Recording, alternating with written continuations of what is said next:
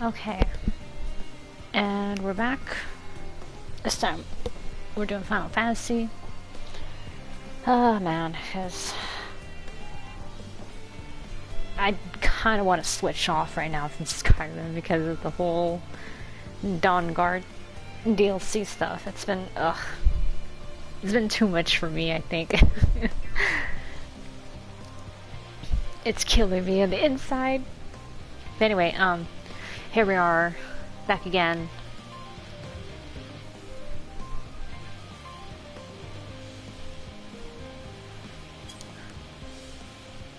With our Dark Knight Mikode, cat girl, ready to go kill things. Wait, no, we're using this one. We had a late dinner, so it's kind of why today's stream started off pretty late.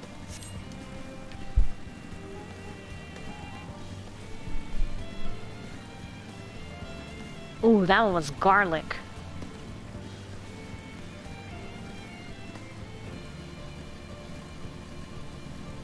Sorry, in real life I just really like garlic, guys.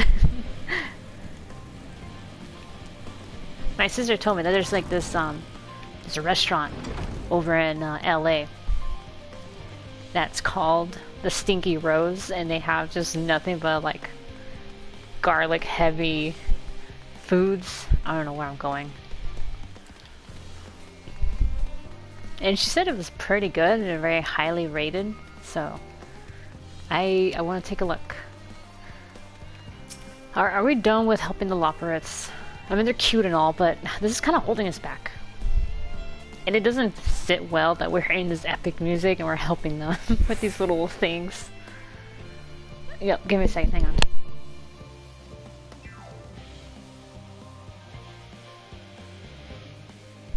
Alright, how to clear my throat. Ugh. Okay, alright, well, we good, we good. How to add second hotbar on in PlayStation like me. Oh! Yeah, hold on. So, the way you do it, because normally, like, you get your 8, right?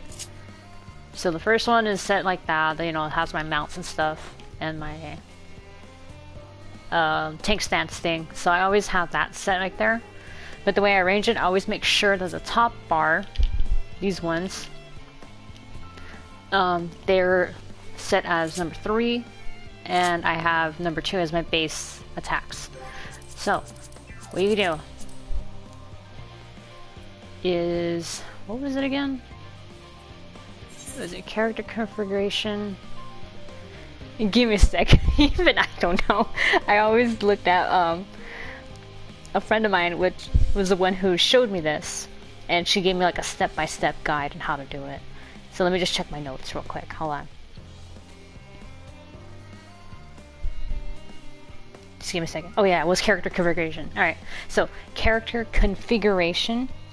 Then go down to hotbar settings.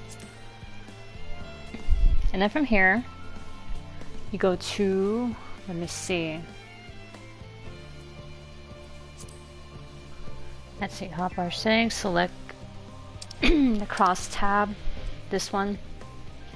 And then right here you put, scroll down.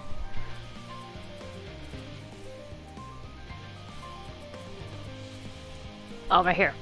Always display WXHB. So you select that, click that on there. And then from there, you go to the custom tab.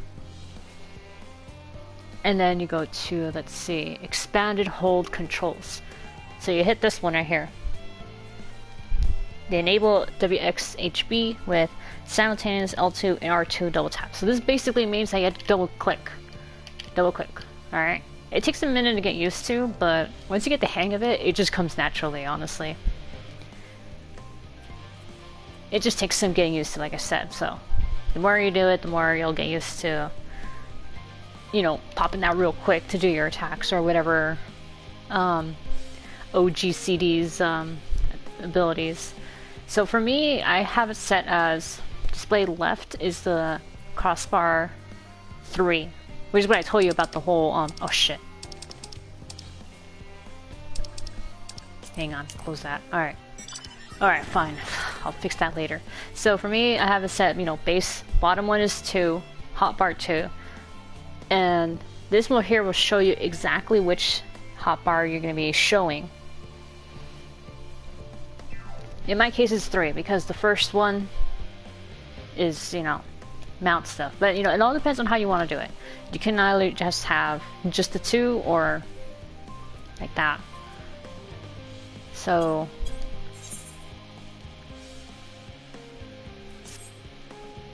I don't need to do changes because I like it where it's at. So that, yeah, for me I have like the ether, compass, the sprint, return, teleport, my mounts, and tank stance. Crossbar 2 or hotbar 2 is my usual attacks, mitigation on the left, AoE stuff on there, and my long range one. More mitigation, stun, basic attacks, and other things. To me, this is what makes sense, okay? This is what makes sense for me. So this is why it's set like that. And then obviously over here, you got this. So obviously this kind of means that, you know, in order for this to pop up like that, you have to go to whatever hotbar you have it set on, and then you arrange it like that, like edit hotbar and all that. Or on the actions and traits, and then go from there. But yeah, that's how I do it. Wait a minute, is there another bot? Oh god. You're on timeout first, mister. Delete miss.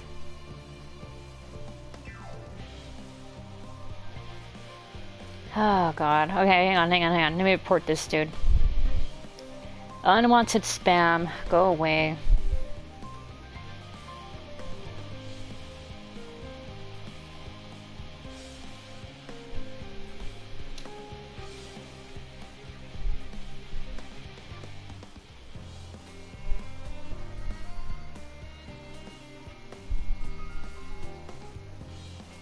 Oh yeah, of course. At least in this way you can always see it. And I'm also happy that my friend showed me how to do this, so this was really useful.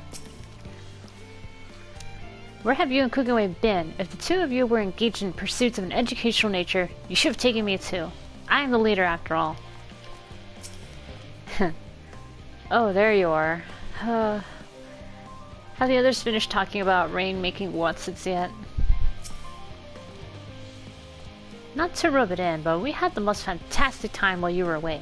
Ryanja was able to obtain all manner of meteorological data for us to pore over.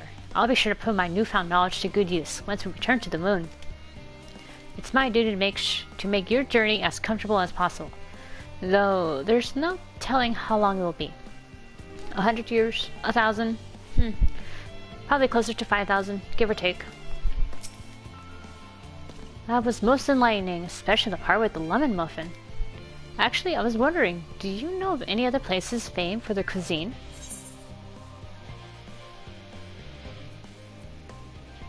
Oodles of noodles. You know what? No, Lim's Lamenta, they got the Culinarian Guild there. If you're gonna be a cook, that's where you go. Would that I had time to visit. Oh, the more I learn of Atheris, the more I wish we could spare it from the final days. Alas, Hydaelyn's orders are to flee, not to resist. If only there was some other way. Are we done here? Sorry, I trust thy time at Mariel Argonomics did bear fruit. Did you just do a pun? Our own efforts, too, were rewarded. We now possess an embarrassment of educational riches. No doubt our guests' relentless pursuit of knowledge could occupy them, and us, for a fortnight. Alas, time is of the essence. Let us return to Charlotte and Hamlet forthwith. I shall gladly attend to each and every Loperet there, should further questions within my power to answer rise. I almost said arse.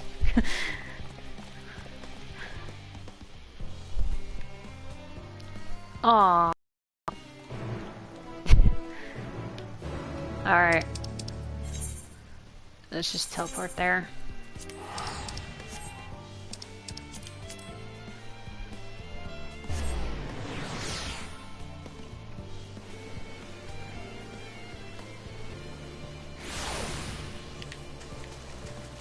Here we go. Making progress.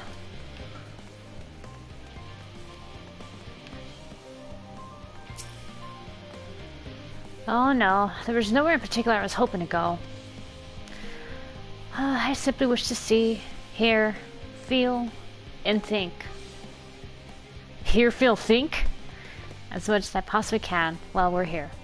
Huh? What does that look for? What did I say?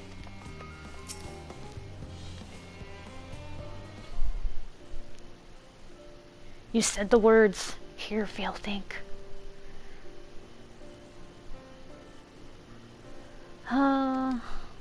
You've been sighing a lot. Are you okay?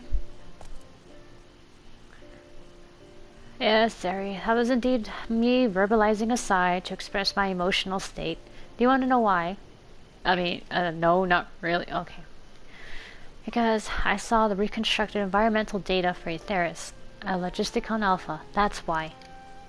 A forest so lovely and so leafy.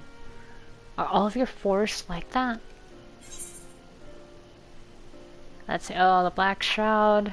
For Verdant, at least, the trees of Giovannia sound particularly proud. Oh, the Forest of the Firs. Yes! I will mention that. That one was purple. Purple's my favorite color. Gasp! Gasp, I say! With a star so wonderful, it comes as no surprise that you're reluctant to leave it behind. I was a fool to think otherwise. To assume that the moon was something worth being proud of. How ridiculous it must seem to you, trying so hard, yet achieving so little.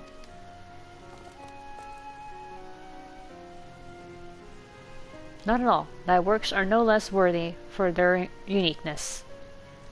I thought I heard tiny voices. Oh, it's Thancred. That should have been deeper. I thought I heard tiny voices. There we go. Thancred.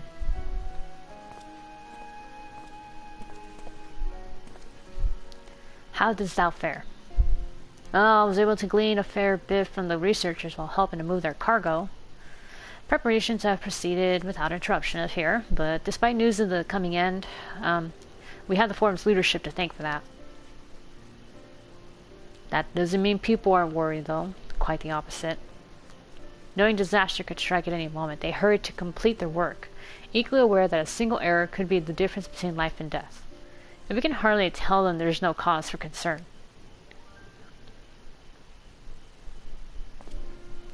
Perhaps not. Though aided by our goodly growing way, we may yet find other ways to lighten their burden. But me? Be of use to people? I'm honored that you would think me so capable, but I'm not sure that I'm up for the challenge. Nevertheless, I believe in thee. Believe in me who believes in you. I suppose it can't hurt to try. I passed someone moping in the Western Plaza and looked to be in need of a helping paw. Perhaps you might start with them.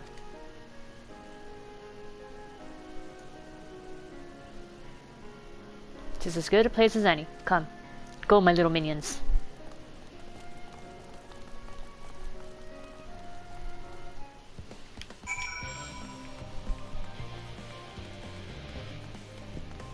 Oh gosh, I don't even know where to go. Okay, here we go. Over here. I'm just done.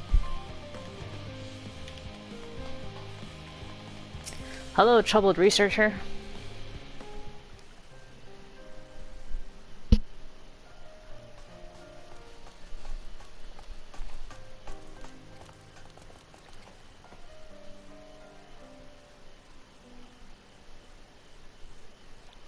Oh, okay. Can I help you? You seem to be in need of assistance. It is you who would help me? Is my anxiety truly so obvious? Yeah. A burden shared is burden erased. Oh, eased. Sorry. It's burden eased. Pray, tell us of thy troubles. Those little fellows do look like good listeners. I'm an engineer, you see, and what they say, the ship, that's the sum of decades of Charlatan ingenuity, that's built with peerless elegant technology, is all true, but... I know that none of that's a guarantee. We've never before launched a starfaring vessel, let alone flown it in a great expanse. All the tests we've run have been on the ground. Only operational personnel and cargo will be aboard for the first voyage, but even so, if it fails us, then what can we do? And if it doesn't, it could fall apart on the next flight, or the one after that.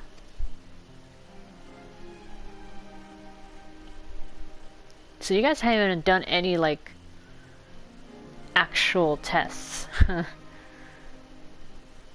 See, kids, this is why when NASA, like, does test flights with the rockets, that's why it's that important. To make sure the astronauts don't get blown up. We've done everything we can to prevent that from happening, but it hardly matters. We thought the ether burner's design was flawless too, and look how that turned out. Thou art familiar with these most daunting technologies, and thus does thou hold the power to allay his fears. Oh, I'm not sure about that, but, well... Maybe you could tell me if there are any aspects of the ship's design that you're especially worried about? Our ability to walk about and perform our tasks for one. I've devised a means by which to employ gravity, a spatial-temporal spell, to regulate the environment, but what if it's not strong enough? What if everyone floats away and begins crashing into things as soon as we left the star?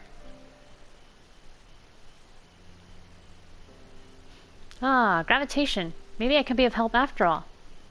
Up there is no different from down here, you see. The same rules apply. And if you consider them as part of one great big cosmos rather than separate places...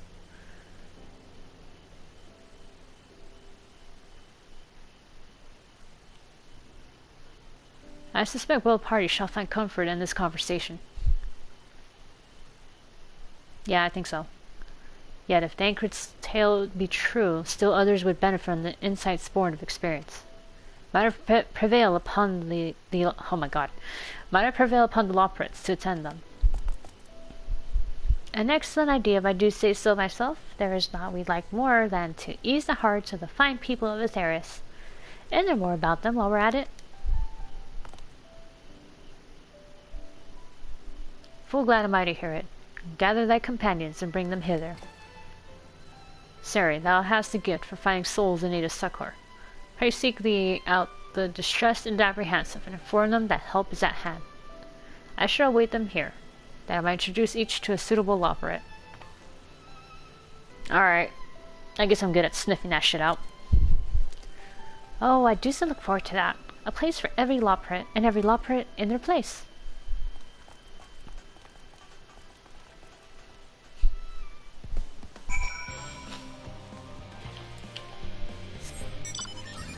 Alright, zooming out as far as we can. Bam. Concerned? Nay, there's no point in worrying at this stage. It'll only make the work go that much slower. She seems to be coping well.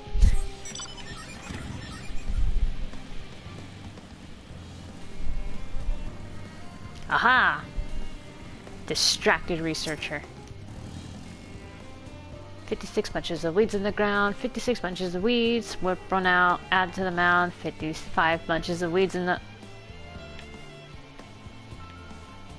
I'm not neglecting my duties, I swear. I was in need of a little break, you see, but then I found myself unable to relax at all, so I went on a walk. And then I noticed these weeds, and... Do you need help, then? Pleasant conversation partners, and oh so fuzzy. Goodness me. That does sound like a much better way to relax. Bam. Alright, one down. Oh, there's one. Hyperventilating. Sir, are you alright? By the gods, my chest is tight. Am I dying? Is this what dying feels like? Slow your breathing. Oh, do pardon me. I didn't see you there. There's no cause for concern, I assure you. No cause for concern, even though we may need to depart at any moment. The hull I designed buckles under the strain, the entire vessel may explode on launch, claiming countless lives and dooming all mankind. But that's highly unlikely. Yes, highly unlikely. Highly. I know some little bunny people who can help you. Our visitors can help me triple check for structural flaws, you say. Oh, why, that would be wonderful. I'm breathing more easily already. You're welcome. Alright, now I'm gonna look up here. I will have the high ground.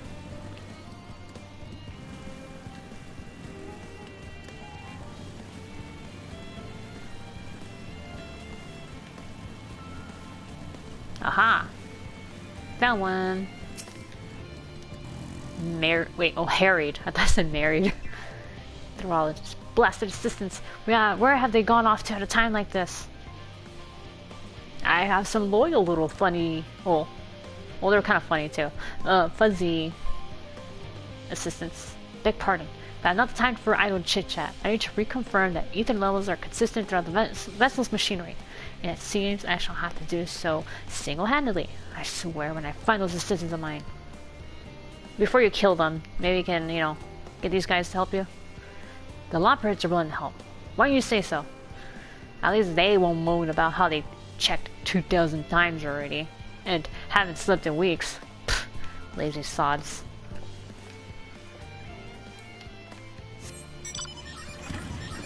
Geronimo! Irascible administrator. You! Yes, you idiot! Have you seen an animal lying about?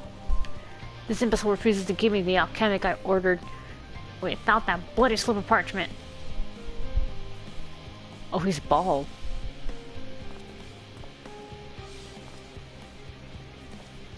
Unless your friends have a spell to make me remember where I draw my damn devil, I doubt there'll be more help than you. And you wasted enough of my time already. It would be unfortunate for all involved to inflict this ban upon the Loperids. Yeah.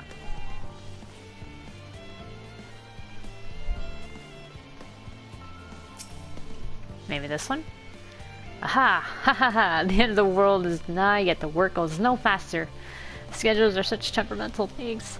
Feasible one moment, utter bollocks the next. And yet I never felt so alive. This was beyond her help. Only sleep can save her now. Yeah, she ain't doing so well. Anxious? What am I thinking about? The medical facilities on the ship, of course. I designed them with the assistance of our sages and chirurgeons. But to imagine every illness or injury that one might face in that great expanse is beyond any of us. To say nothing of the effects that living out there definitely might have on the body. Maybe the Loperids can help you? The crew from the moon! Why did I not think of that? You're welcome.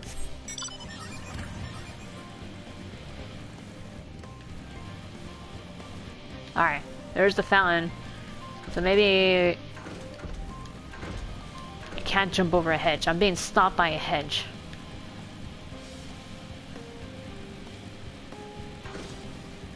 Okay, there's two here. There's a tired gleaner and despondent engineer. Oh, he looks exhausted. Just leave me to my misery before I can appoint someone else. I apologize. I simply don't know what to do. How am I supposed to pilot the Ark if I'm already falling apart under the pressure? Damn. No starship pilot that I might speak with. Truly. Yeah. Well then, there's no time to waste. They can help me prepare for this monumental task.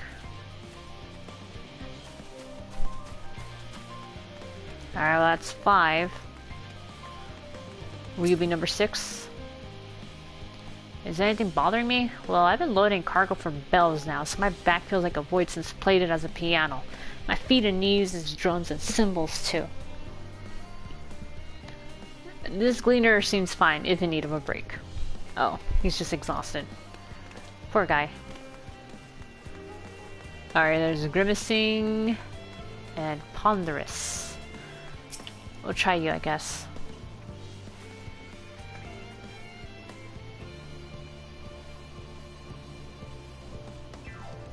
Oh, that was what I had a fan. That's why my character stepped back. She's making a face. My face? What's wrong with my... Ow! Perhaps I am a bit tense. I was tasked with ensuring that the proper fauna, and only the proper fauna, are brought with us to the moon. However, the suitability of a few species is still under debate, and I can hardly make the decision myself when I know so little about the environment up there. Including the leopards in our discussion is a wonderful idea. I absolutely will, thank you. Perhaps this biology itself might offer some clue as well. Oh, their biology. Alright, there's another one down. You, sir, or ma'am, I don't know. Yeah, you look like a lady. Huh? Consult our collaborators. I suppose that would be more effective than sitting here brooding. I'm attempting to calculate how much cargo can consolidate into fewer trips, should the ether burner make our original estimate unfeasible. But there are simply too many variables. I feel as if my brow will turn inside out. But perhaps our lunar associates will have more insight into how much weight constitutes too much weight for our purposes. Thank you for letting me know. Alright, we need one more. Come on.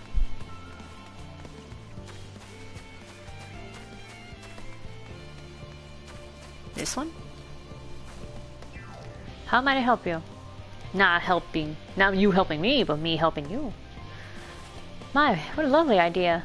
I too noticed people becoming rather tense, so I rushed out to pluck some fresh and fragrant tea leaves. Now I need only track down the 100 or so cups. But don't you worry, I can manage. I hope your plan to cheer everyone up goes well. This woman is doing better than you are. Oh no. I am not about to be outmatched.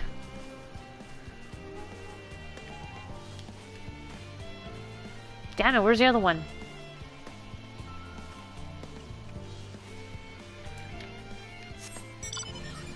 Alright, hold on.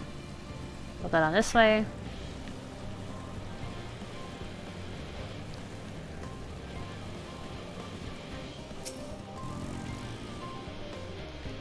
Worries. No, I believe I'm fine, thank you. I've been confiding in my colleagues, and it helped a lot.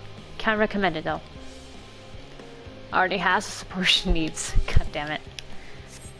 I need someone who's not doing well. That guy.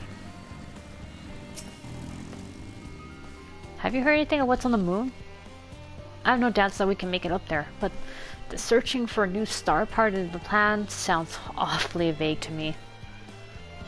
I asked the forum, but they will only tell us that our collaborators have everything under control.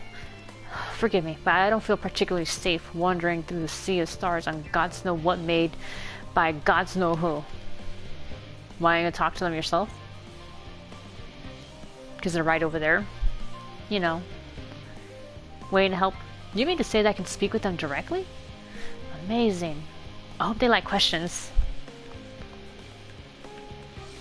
Alright, finally.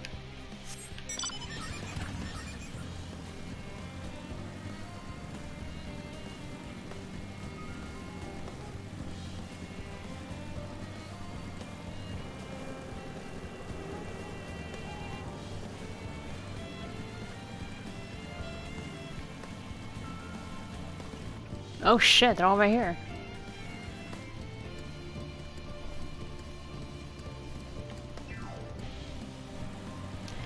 Huh, she said most of you won't die.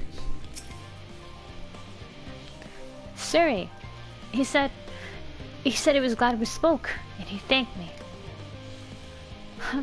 It was all worth it after all, wasn't it? Even the mistakes we made, because now we can tell them what not to do.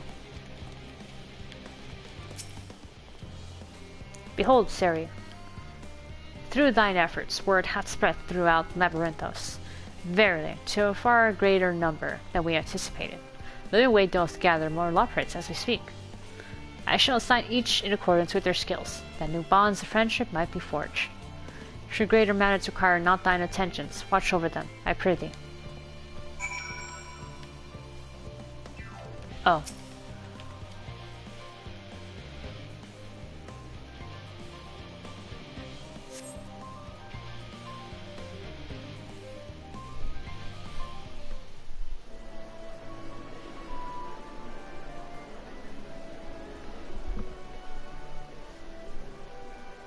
Oh, that was the guy that was hyperventilating over there, who thought he was dying. Poor guy.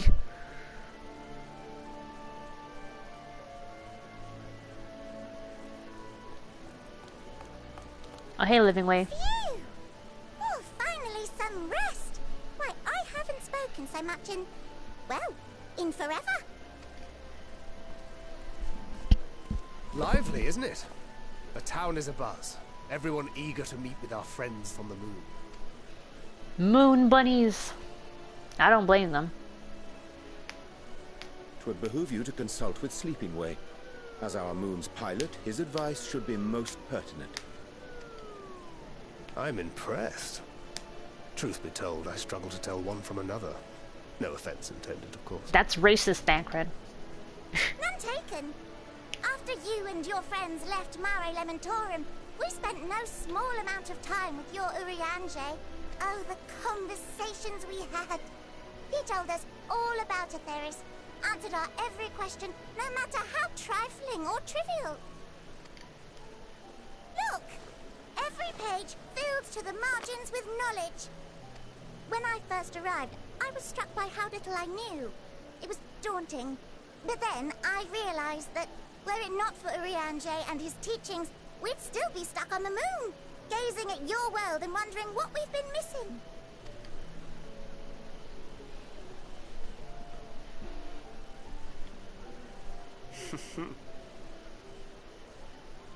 What would they think if they could see Urianger now? I dare say they'd be more than a bit surprised. And impressed, no doubt. Master Louis Soir. I was just saying they. Capalimo. And not to forget. Aww. Moonbreeder.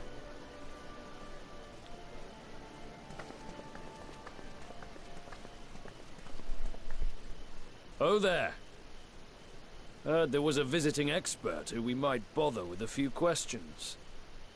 I take it you'd be the one.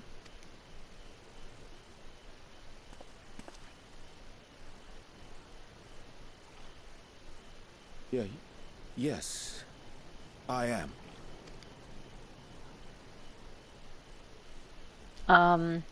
Is there something I'm missing here? Wilson and Blovida.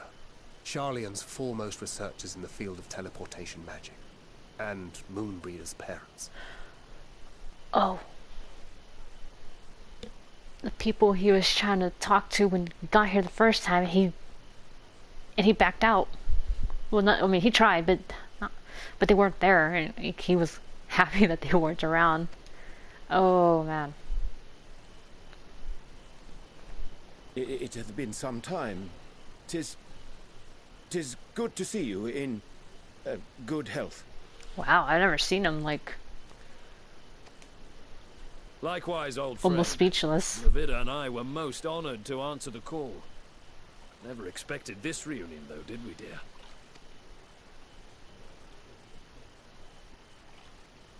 Alfei, the nerve. Sending that letter, then running off to the gods know where.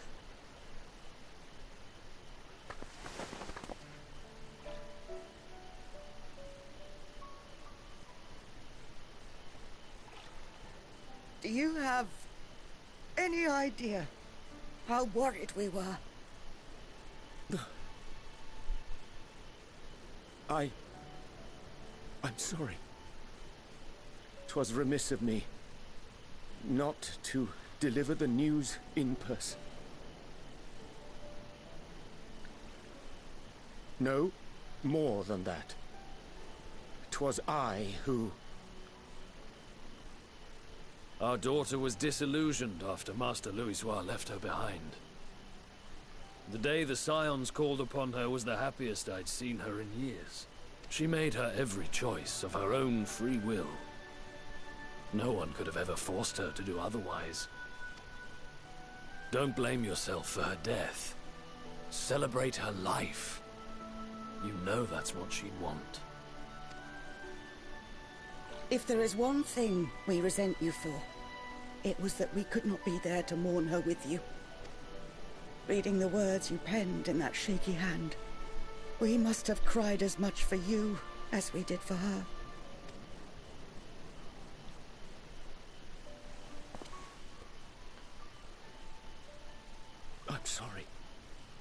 I truly, truly am.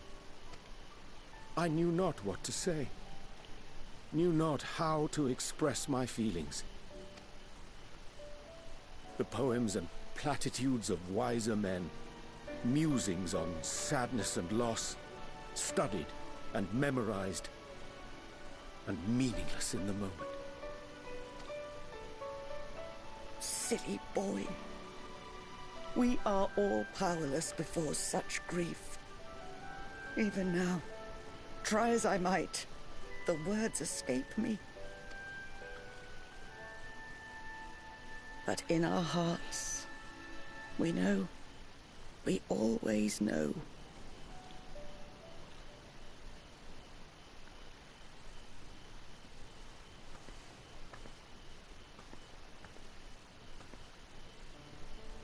I remember when you were young, how the lads teased you for choosing the company of books over others. Our moon didn't take kindly to that. Be nice to Urianger, she'd shout, and give them a walloping. No matter how many times we scolded her. So we offered a suggestion. Rather than starting fights, why don't you be the bridge between Urianger and the others? She had to mull it over for a while. Arms crossed, brow furrowed in intense thought. But from that day on, she never let you be alone. She'd drag you outside to play, pepper you with endless questions, read the same books you read, all to try and understand you that much better. I'm sure it was annoying and exhausting at the time, but she only ever had the best of intentions. And look at you now, at the center of the crowd. The reason there even is a crowd, having brought these people together. You've no idea how proud we are. To see the boy, our daughter, trusted and believed in more than anyone, grow into the man she always knew he could be. I can see her in you too. Feel her. She walks with you wheresoever you go. So thank you, Urianger, for being who you are. Aww.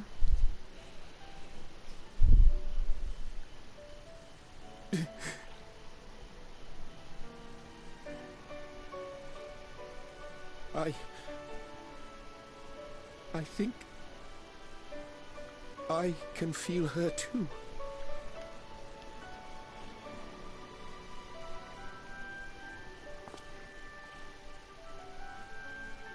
The truth of her life. Not sorrow, but hope and love.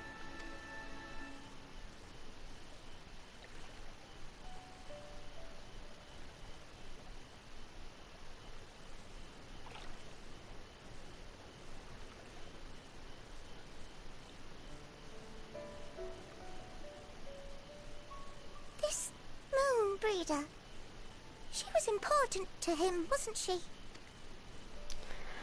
You could ask the man himself. You have no idea. Oh, no. But watching this exchange reminds me how much I've yet to learn about your world. And its people. You can live here your entire life and hardly learn a thing. Yeah, he's not wrong. And that's why it's too soon for this to end.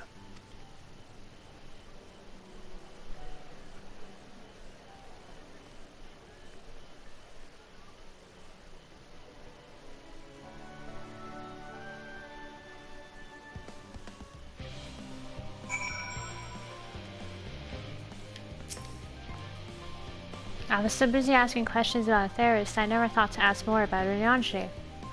I'd like to, but where would I begin? Hi. Oh, you must be one of the Scions, correct?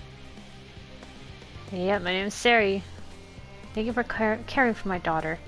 The time she spent with you was all too short, but I know she was proud to have you as comrades. Urianger is too, I'm sure, and I certainly feel better for knowing he has good friends to look after him. See that he comes home from time to time, will you? The classical Rogadan language isn't so different from Eorzean.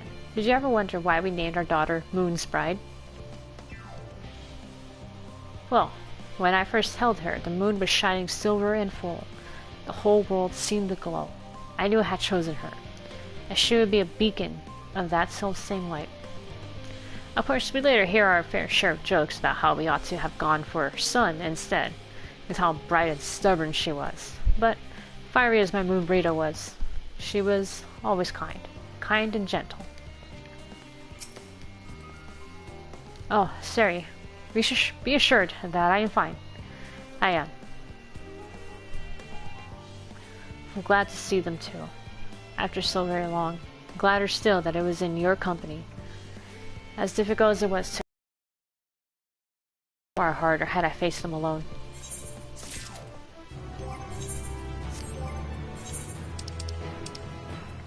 I forgot I had all these open, what the fuck.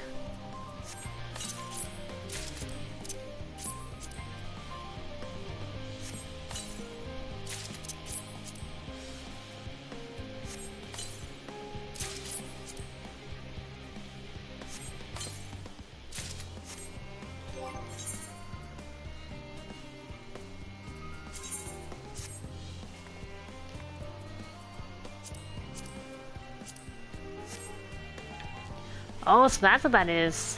The Chandrite one. Ooh, this looks nice. And I can dye it.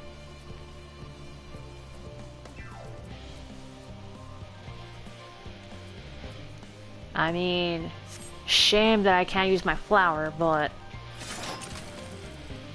Yo, it's a chainsaw! Bruh! Oh, and it's fucking spinning.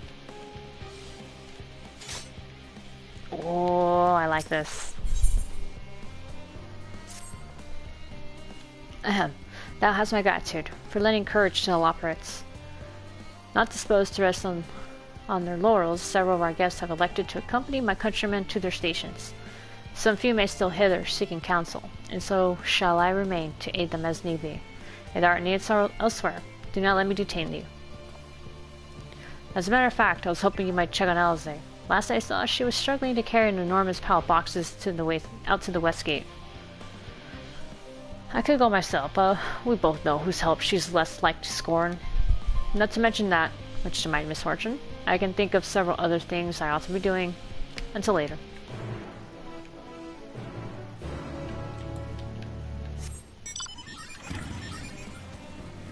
Alright, so we're going this way.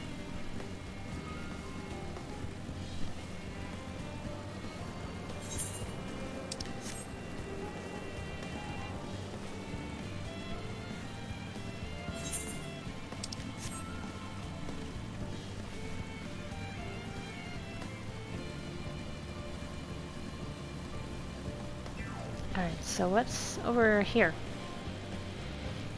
Logisticon Beta.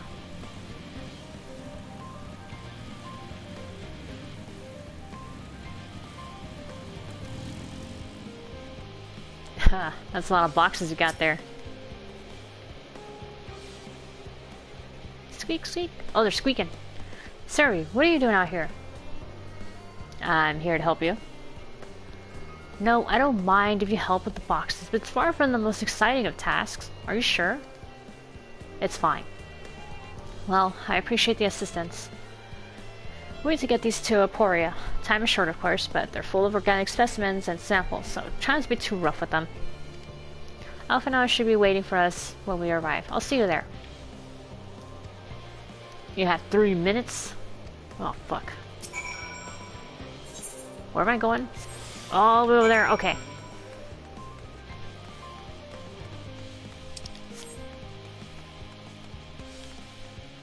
Alright, there's no wild creatures here, right? Okay, I can just cut through.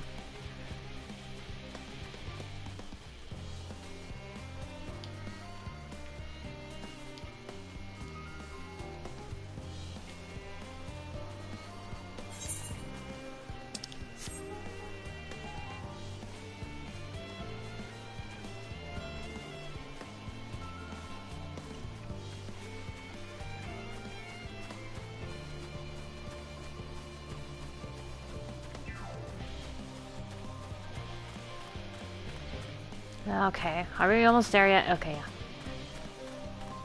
Because yes, this is so exciting.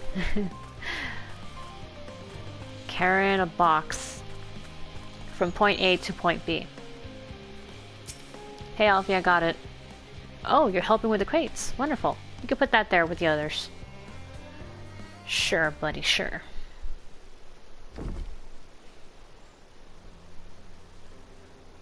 You have my gratitude. But how did you come to be involved in this? Thanker said to come help.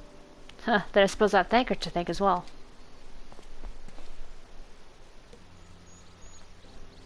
If you're wondering why we're tasked with bringing these boxes to Aporia to begin with, so was I. It turns out that this is a base of operations of sorts. Those with the final say as to what is included in the ship's manifest can be found here. Father included, I suspect. The fuck was that? Oh, that should be everything. You carried all that at once? Are you trying to injure yourself? Oh, hush. They're lighter than they look, and not everyone has your delicate arms. I suppose we should let someone know that we finished. Theopoldin is in the courtyard. We can report to him. Why don't you come along? You should get credit for your assistance, at least. Considering where we are, we might even learn something interesting. Oh, right. Learning.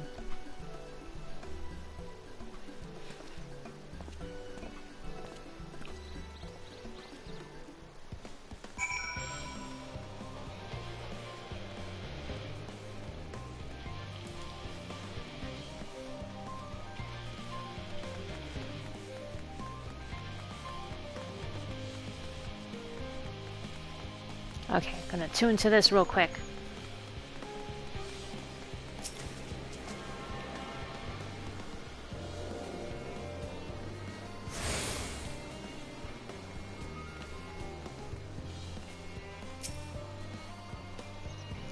This must be Theopoldin. I keep thinking that I've seen him elsewhere, but I cannot for the life of me remember when.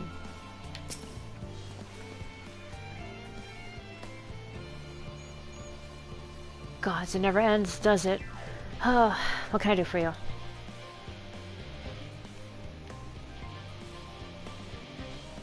We brought samples from Charlotte and Hamlet. Series 110. The crates are by the entrance. Ah, thank you.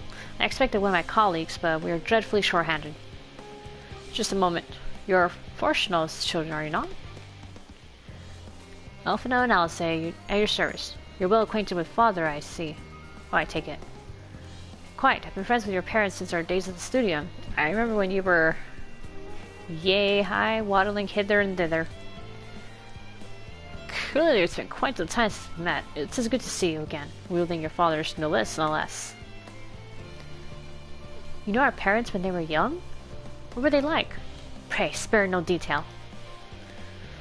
I should like nothing more than regale you. Alas, I am meant to be in charge here, and reams of paperwork want for submission.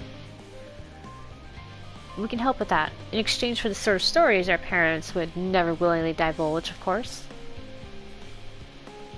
Very well then.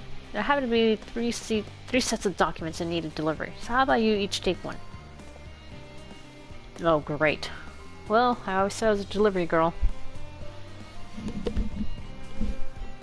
Wait, right there. Okay, where am I taking this? You'll find a foreign representative waiting to collect these near the southernmost structure. I hope I haven't kept her waiting too long. Never mind, Alpha and Alice, I'm certain they will be back soon enough.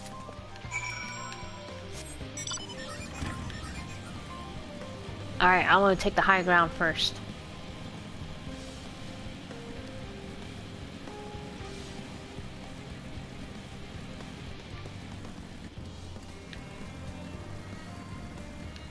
Alright, well shit.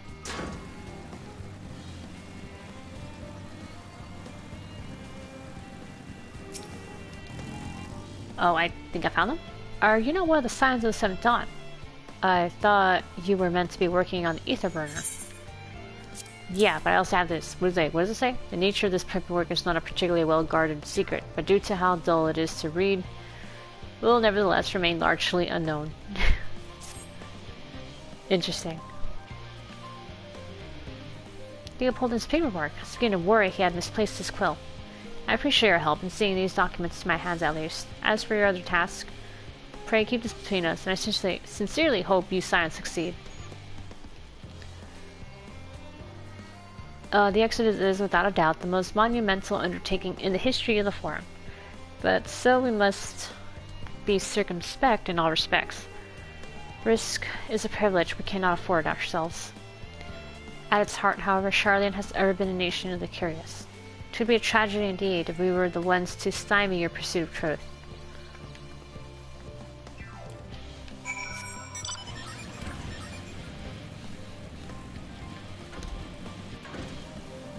Didn't Alfie say the same thing before?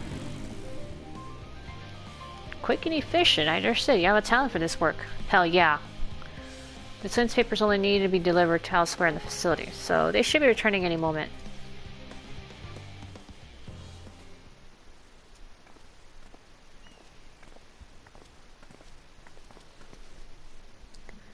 We return, now with not a scrap of paperwork remaining on our persons. You will note.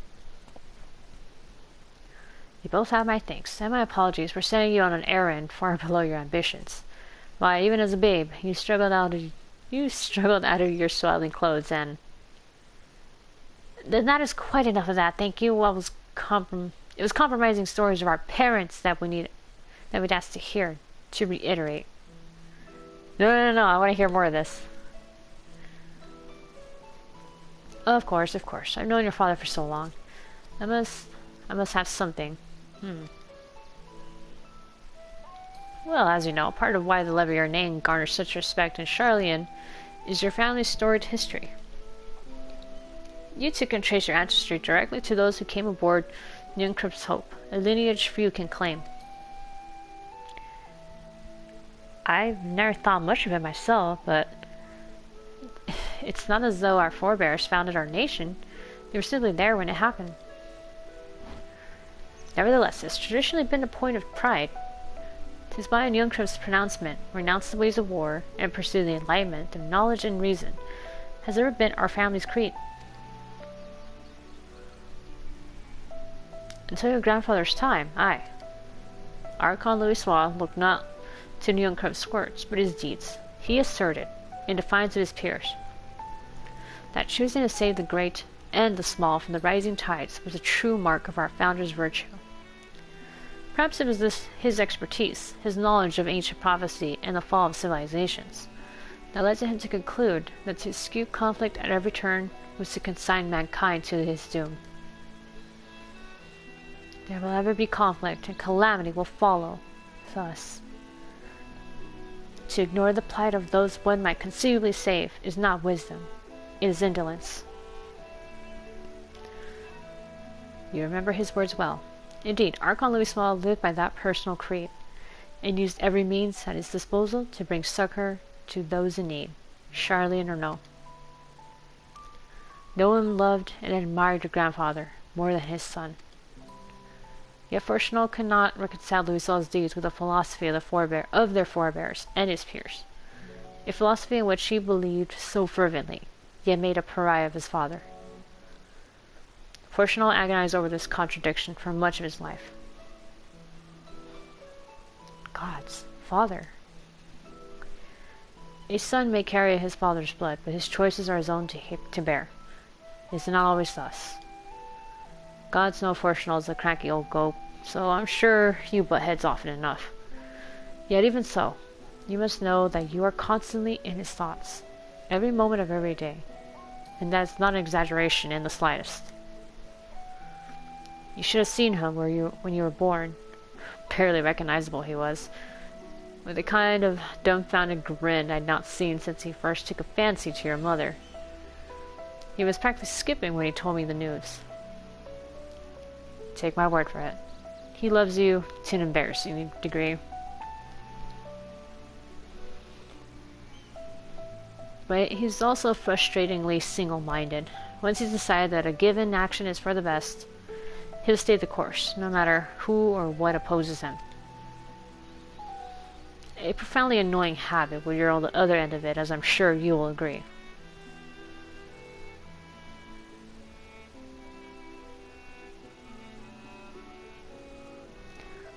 I'll say. Thank you for your insight. When next we meet our parents, I shall mention that we spoke.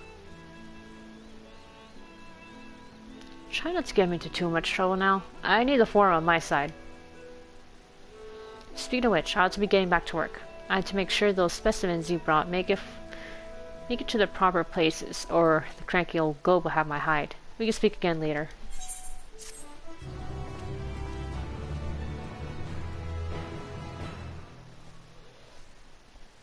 Hail, you three. Oh, hey, Graha. Graha, surely Coco hasn't driven you out the forge already. For better or for worse, no. However, he has sent me a task that requires more than my single pair of hands. And here you are. I could use at least one of you, but I won't object to more. Unfortunately, Leslie and I have prior commitments, and we have delayed too long as it is.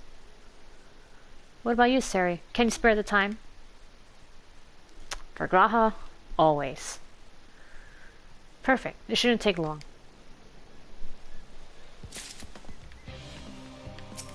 Alright, what you got for me?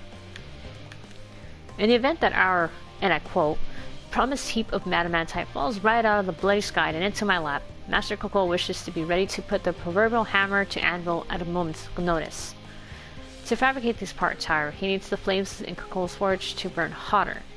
He's aiming to increase the amount of ether being funneled to his furnaces. The flow of fire aspect to either labyrinthus is regulated by an elemental reactor south of here, to which I have borrowed the key. The adjustment will require 2 people to carry out safely, but I can explain the process when we arrive. This is where we part then. We'll see you in Charlie and Hamlin once the Adamantite arrives, if not before. This way then. Alright, let's go.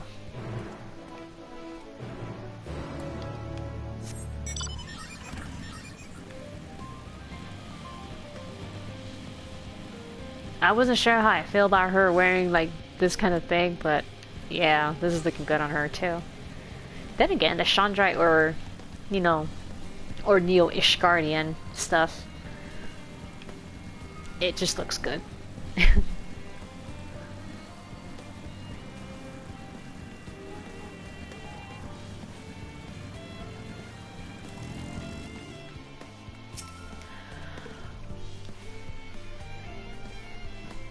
The reactor is housed within this facility.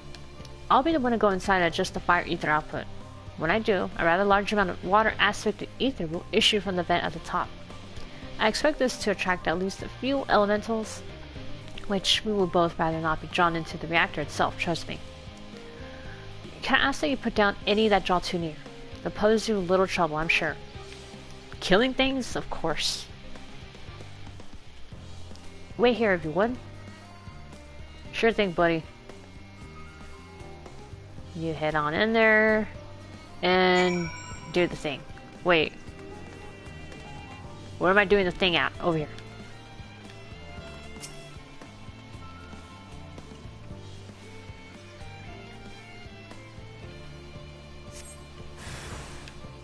Oh, that thing. Alright, it dies.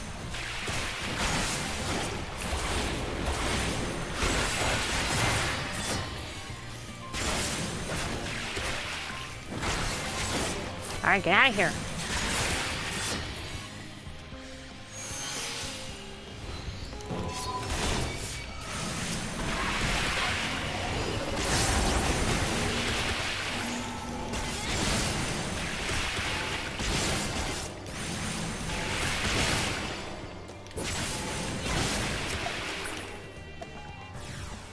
Oh, damn. When does it end?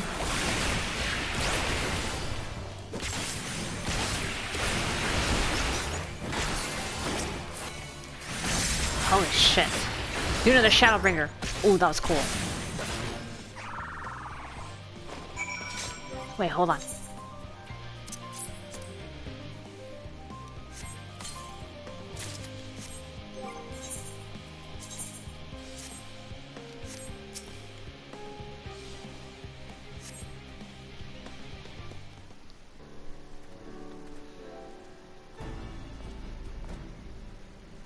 Alright, I killed all the things.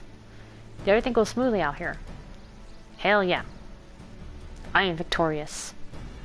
I thought as much. No major complications to speak of inside either. And the water ether appears to be venting properly.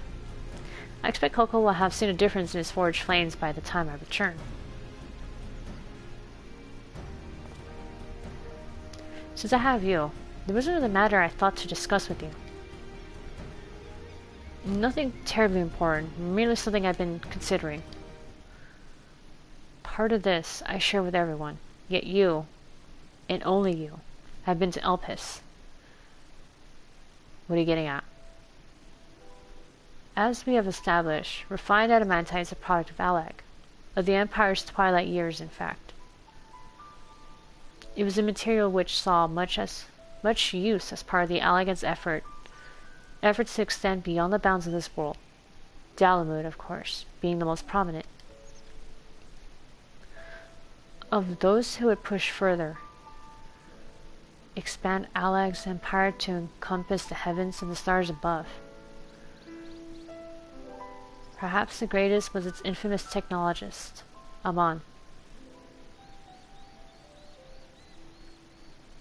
Oh. Right, he was a part of Fandaniel.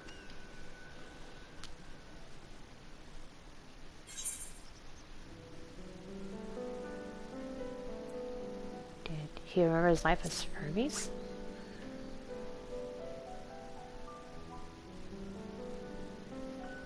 I believe he had his own reasons. There's no evidence to suggest that he retained memories of his former life. He only joined the Scions once the Empire was all but dust, as you know. If not his memory, though, what drove him to pursue the idea with such fervor? This may seem far-fetched, but what if souls like mine have a personality, so to speak, a natural disposition towards which they are inclined? Isn't this like nature versus nurture? We know with relative certainty that it was the gross decadence and inexorable decline of Alag that moved Amon to resurrect Emperor Zandi. The Empire's people spoke lightly of death and destruction, experimenting on those they deemed beneath them to fill the emptiness in their hearts.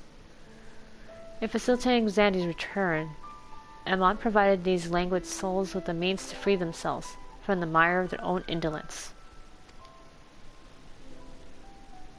Or would have, had not Zandi been convinced by his own death that life itself was meaningless.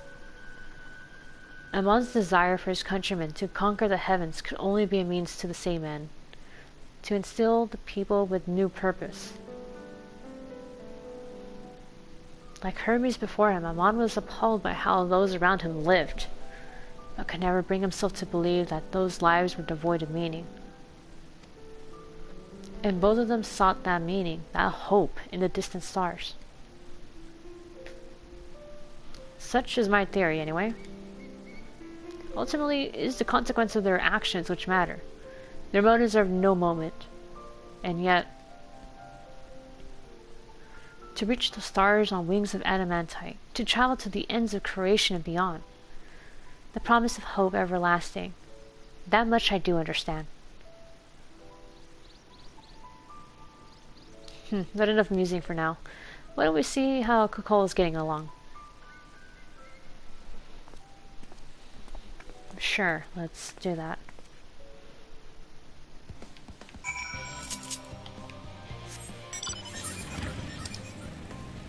Oh shoot, we're about to do one whole circle around.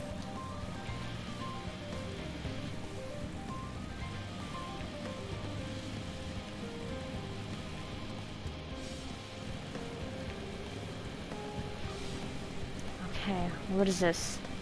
Logisticon Gamma.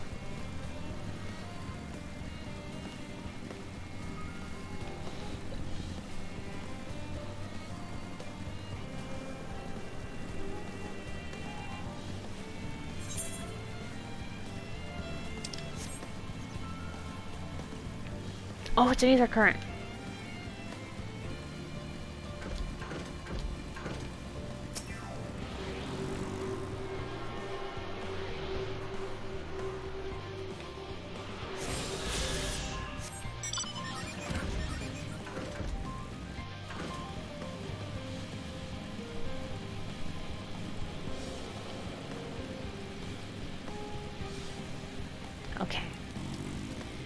And now we've gone full circle.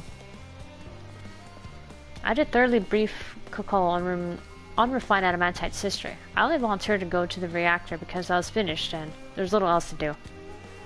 Hopefully that dispels any misapprehensions that I was kicked out for prattling on. Phew, I can feel the flames blazing from here. Glad you found someone capable, Graha, and there's not much left for you lot to do. Unless you can conjure up the refined adamantite any faster. I do trust you to deliver on your promise. I do. Only... I hate waiting. I want that adamantite. I want it now. We, share your impatience, I assure you. Is there truly nothing else we can assist with in the meantime? I wish. This didn't about some unbearable. Pity the forum frowns on recreational explosions. Well, as long as they can't prove it was premeditated. Get you gone. I have mistakes to make. In that case, I suppose I should go and return the key to the reactor. I'll have one more look to make sure nothing has gone wrong, unintentionally or otherwise. I'm certain there are better uses for your time, however. I will join you with Charlie and Hamlet anon. Oh, fuck me, man. I have to go to Charlie and Hamlet now?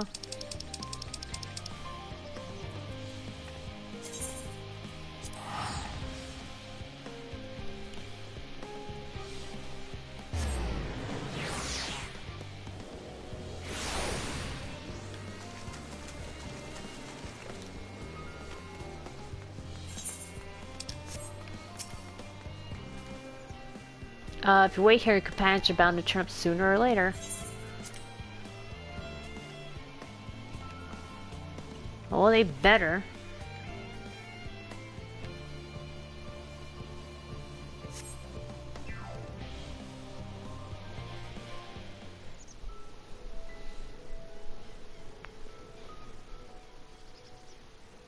All set, I take it? Oh, there you guys are. We finished what we could. Delivered supplies, tracked down escaped animals. Trivial tasks as they may be. Yeah, I know, it's boring.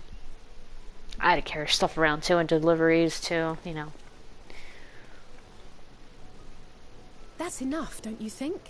If there was anything more important still undone, that would be a problem in itself. The vessel is essentially ready for departure. All that remains is to load the final batch of supplies and see everyone on board.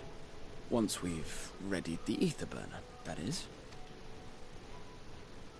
Right, right. Ah, had a feeling we might find you all here.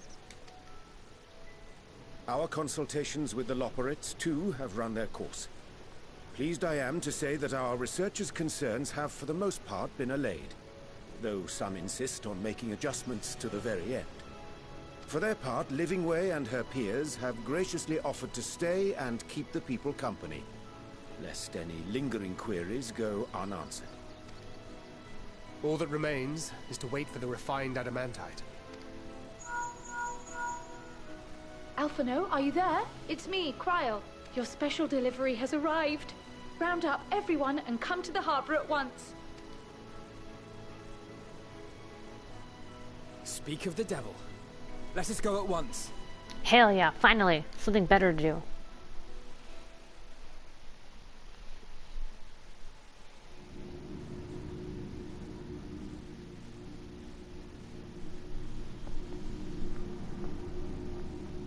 Forgive the intrusion, Master Fortuner. I bring urgent news. A great commotion has broken out in Scholar's Harbor. Your presence is requested, with all speed.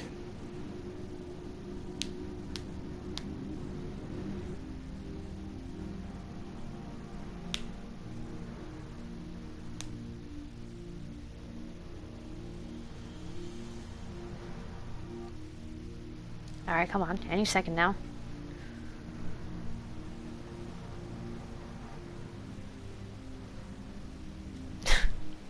Any second now? Okay.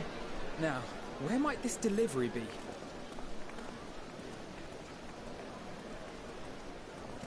Oh.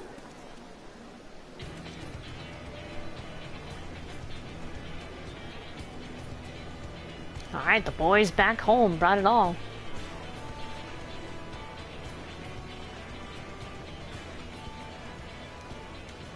Hey, wait a minute. Isn't that the ship I'm sure in... it's very important, but we cannot accept these without the proper permits. By the 12! Surely, these can't all be...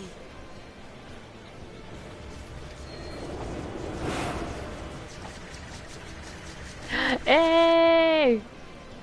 It's my homeboy! Bleeding hellfire!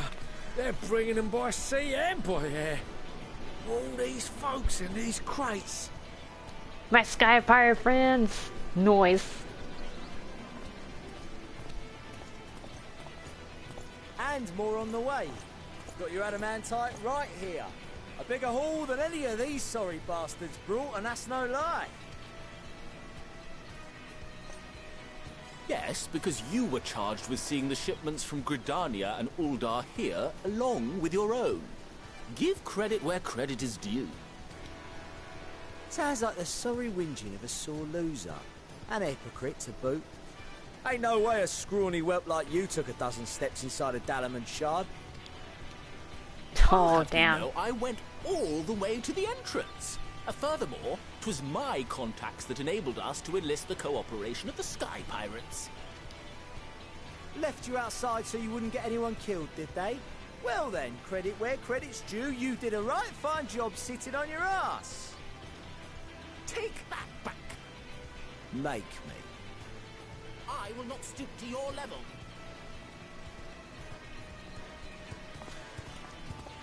My, what a grand welcome party. Oh, hey, Hancock. And Soroban. Hancock? And Soroban? We come bearing relics both sacred and elegant, as well as a few other gifts that may be of help, to be presented with best wishes from the Eastern Alliance. Wow. I myself have come with a sacred relic of Rayson Temple. 'Twas passing fortunate that Senri's dango craving brought us to Kugane. We arrived precisely as Hancock was making his arrangements. Ah, the auspices. Upon learning of your need, we made haste back to Hell's Lid, with our dango, never fear, and consulted with the other auspices. All consented to the lending of Tenzin's legendary Phoenix Blade for this noble cause. Suzaku and Seiryu were nevertheless worried that it might be lost in transit, however, and insisted upon accompanying me to Onakoru, where I had intended to entrust it to our Confederate allies. I thought instead to give it over to Hancock when we chanced to cross paths yet again. But alas, Seiryu remained ill at ease, and ordered me see the blade into your hands personally, or die trying. I mean, I don't blame them. Come on. We did, of course, need quite the impressive vessel to get it all here in time. Oh yeah, that's the one alliance I didn't do. Because I didn't like it. Yeah, that was the fucking... Orban... Return to Evelys, that's what it was. Return to Evelys. I didn't really care for it though, I'm sorry. That's why I didn't do it.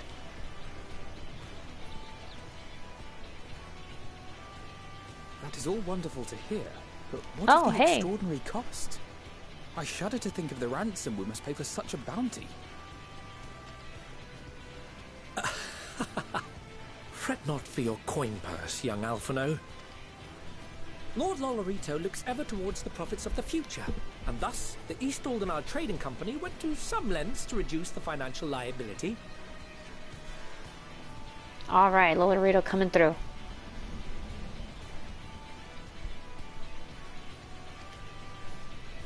And since the Scions funded the entire venture, not a gill need be rendered up in compensation. Everything is already yours. We funded the venture? When? Don't let the name fool you. This coin keeper knows a thing or two about spending.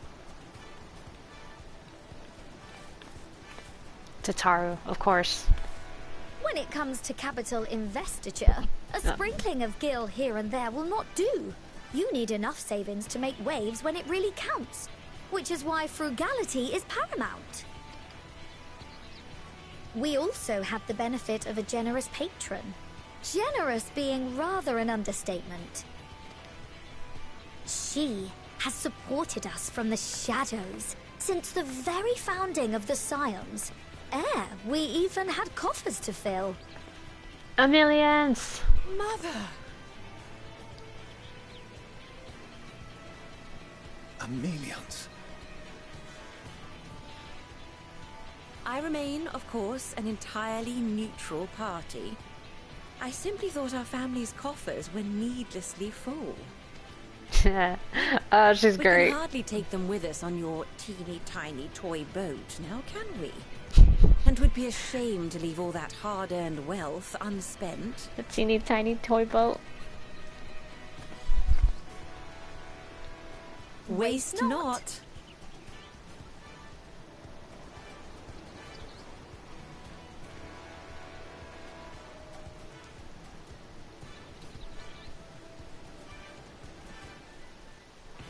However did you manage so much in so short a time, though? We expected word to reach only a fraction of our allies.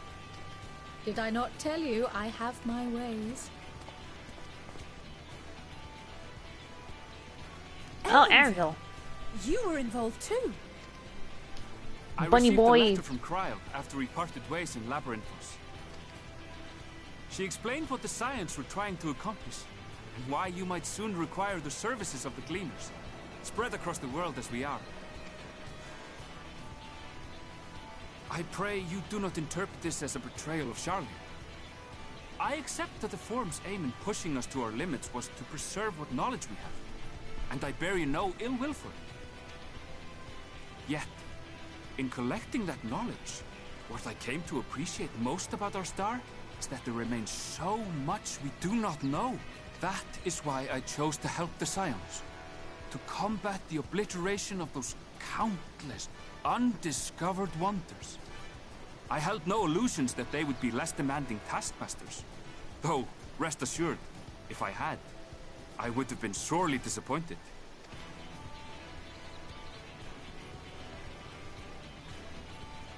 To make a long story short, the whole of the guild ship cooperated to ensure your call was heard far and wide.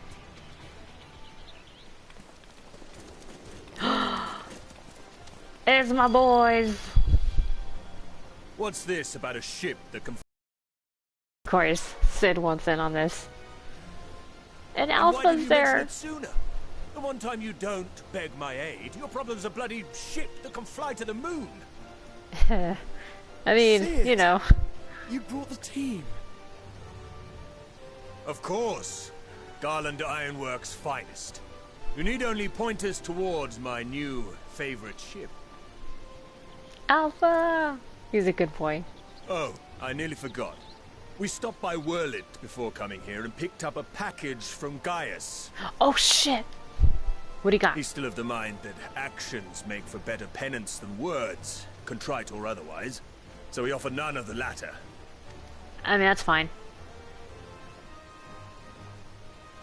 What he sent is an Allegan relic Valen's used in his weapons experiments. Has a fair bit of refined adamantite in it too. Oh.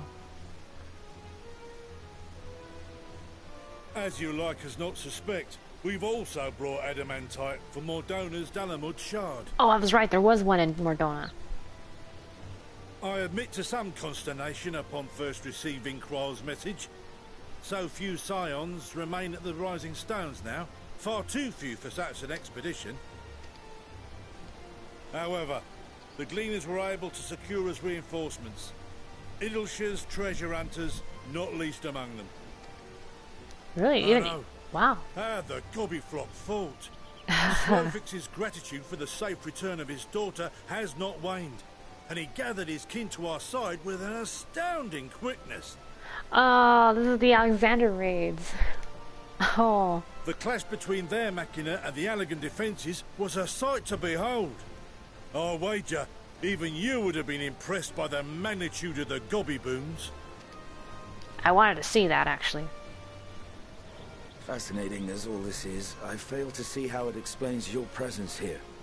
Does Razat not have more pressing concerns? Yeah, isn't it like, you know, still sky burning? stuff. We do. Yet averting the final days would be the most expedient solution. That, and I am indebted to you.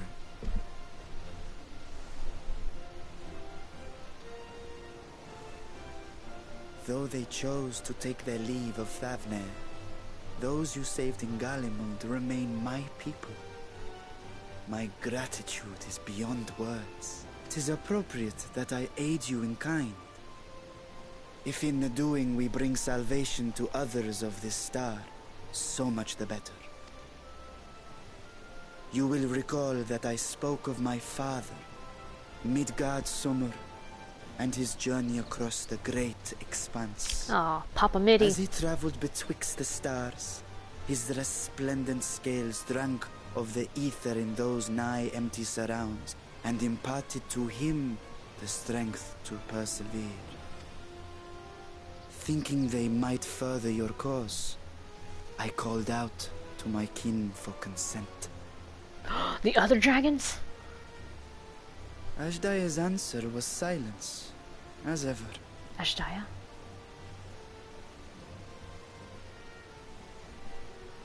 Okay, I just... Oh, okay, I know... Tiamat and Hrisvelgre, however, responded favorably to the suggestion. I also did not remember that Hydaelyn's name was dropped there. Oh shit. That was much sooner than I thought. Maybe it didn't register in my head. Tiamat, though. My sire, too, stirred from his slumber long enough to speak and say, "Very well." Ah, Mitty woke up for a bit. Yeah. Thus have I brought you his own worm scales. Fit them to your purpose, and seek a worthier fate for us all.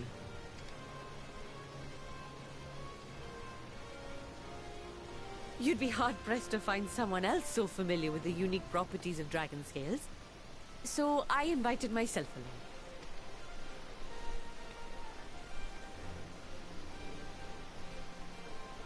Bugger me, this is so unbelievable. I've gone right back round to believing it again. Forget a 6% gain in efficiency. With all these goodies, we could get 7, no, 10, no, 14 bleeding percent. Think of how far we could go! What we could do with that much power! What we could blow up! Man, I like this guy. If Kokol is duly convinced, then it must be true. In which case, the Scions' end of the bargain has been fulfilled. Would you not agree? Alright, next expansion, they gotta bring Cannoneer. I wanna blow shit up. Give me cannons, give me bombs.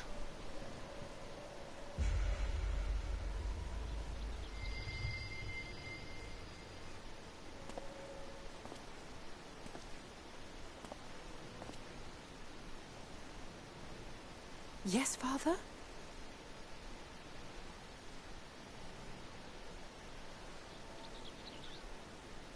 I know not what you seek of Hydaelyn, nor for what purpose you would take command of our ship. Yet this much is certain. To do so will be to dictate the fate of this star and the lives upon it.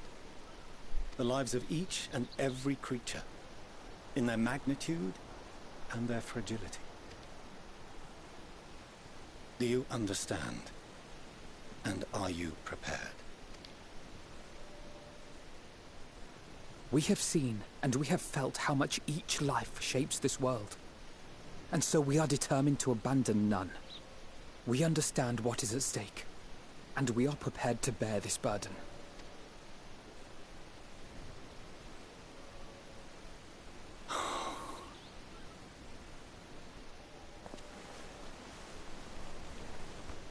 Then I will bear it with you.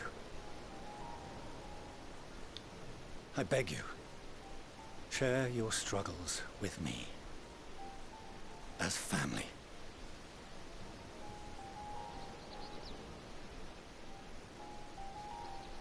Wait, does that mean you're giving them letting them have the name back again after you disowned them. You grasped my fingers with such tiny hands the day you were born. I thought my heart might burst. It was love and happiness beyond expression. Overwhelming. And a conviction so powerful that I trembled with something close to rage. I had heard the final days foretold. I swore to myself then and there that I would not let them steal your futures.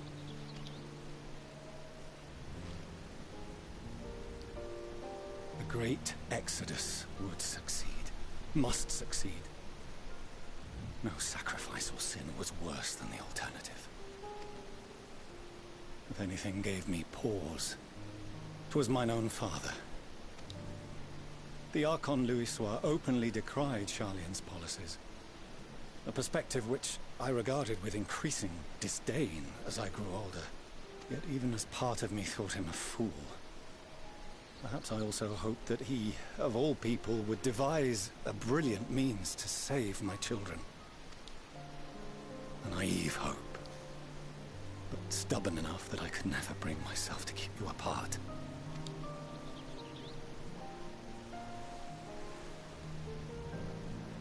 No, that was his doing, when he perished at Carteneau, as we pulled that twisted slab of Dalamud from the sea.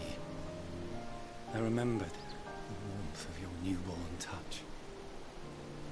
Chastened, I vowed never again to suffer any interference in my mission to protect you. No matter that you yourselves wished otherwise. Detest me, fight me tooth and nail, I would suffer it, and more, and be satisfied so long as I could force you onto the ship.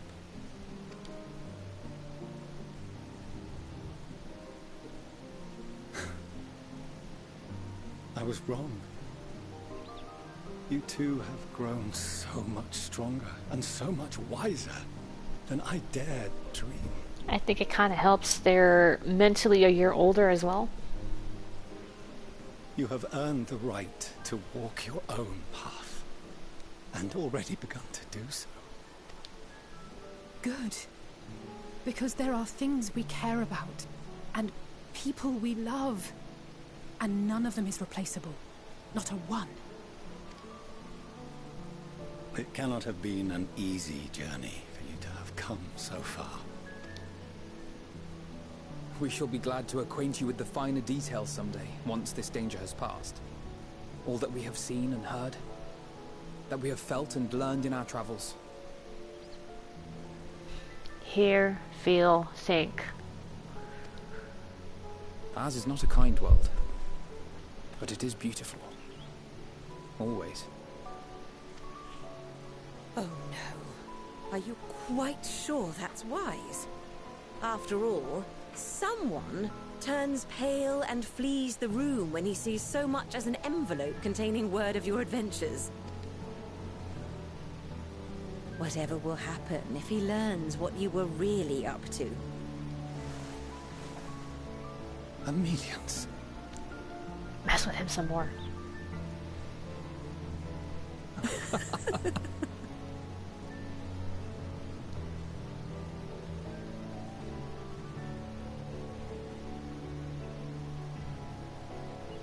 Though I have wronged my children most gravely, I owe you an apology as well. I assumed that it was the Scions' influence that made them so keen to charge headlong into danger. I mean, I am a bad influence. Yours, in particular.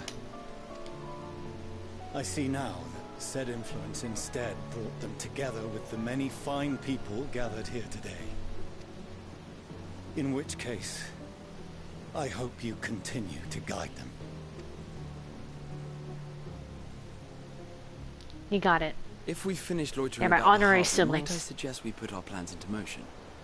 People are beginning to look confused. Perhaps you can spare a few words ere they resume the tedious lugging of cargo.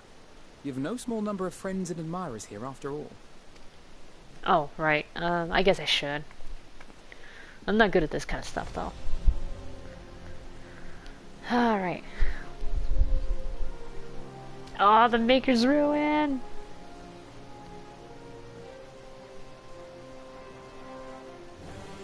Da, da, da, da, da, da, da, da. Our moment of triumph is close at hand! Yes. Guaranteed victory.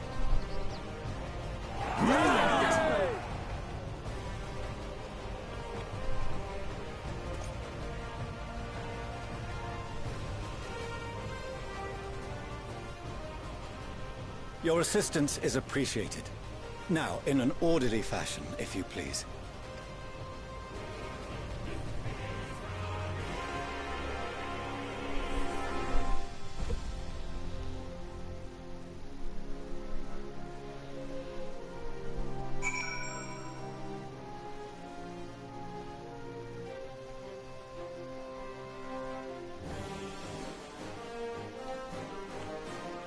There it is. Warrior Lights theme.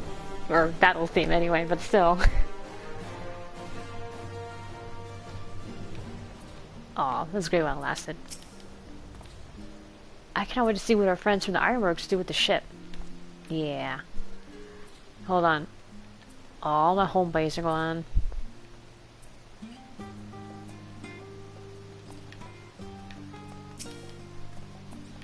Lee sent a letter along with the Gridanian's contribution. Oh, she did? It seems she traveled there to aid in the adamantite recovery. Evidently, journeying to Gridania was quite the trial, as was getting into the Dalamud shard, as was reaching its depths. I suspect she will have few kind words to say about the Allagans when next we meet. I mean, come on, the Allagans are never up to any good. The time has come to claim our prize. Are you prepared? Unaided, we Scions could never have gathered such a bounty. Refined adamantite, relics sacred and ancient alike. I found myself quite overcome. If I never see another crate again, it will be too soon.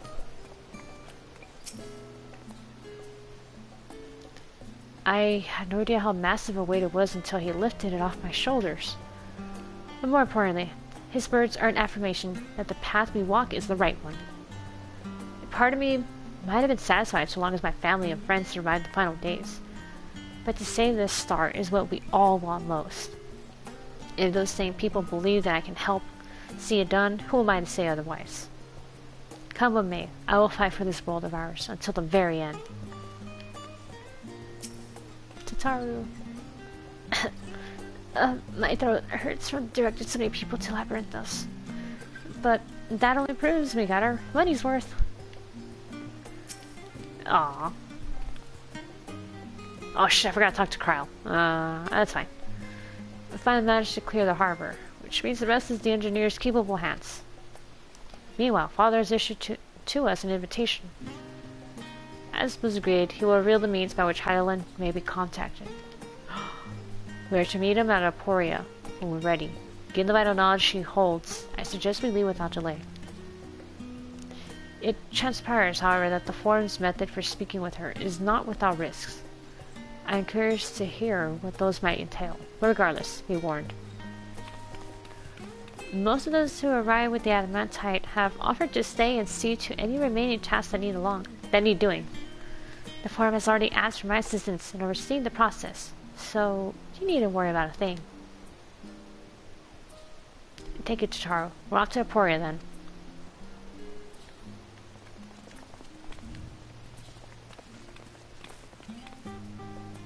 Alright, off to Aporia. Also, she has a pretty nice outfit going on. That looks like 2B boots, though. With the Southern Seas top, and I'm thinking the shorts are from the Island Sanctuary. She's a summoner. Nice.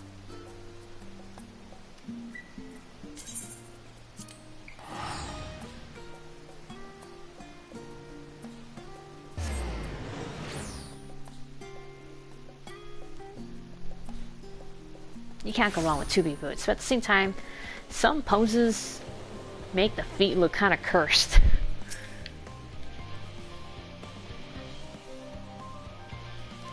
Siri, I already showed the other side. You will want to speak with... what? Hydaelyn. She has a key to the lift and can send you down after me. Okay.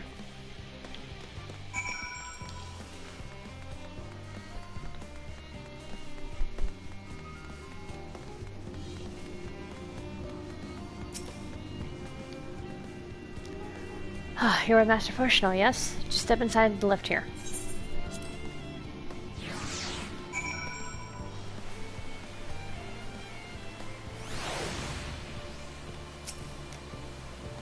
From here we proceed to the heart of Labyrinthos, and its most closely guarded secret, Thalmazane. It marks the beginning and end of our efforts, whence we delve to seek audience with the star, and whence we will embark on our journey to the heavens. This way, if you please. Sure.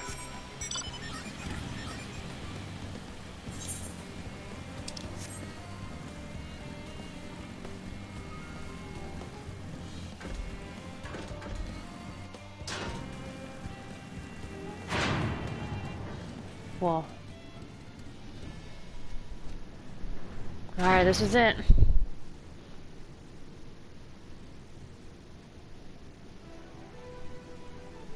Whoa, so that's the ship, huh?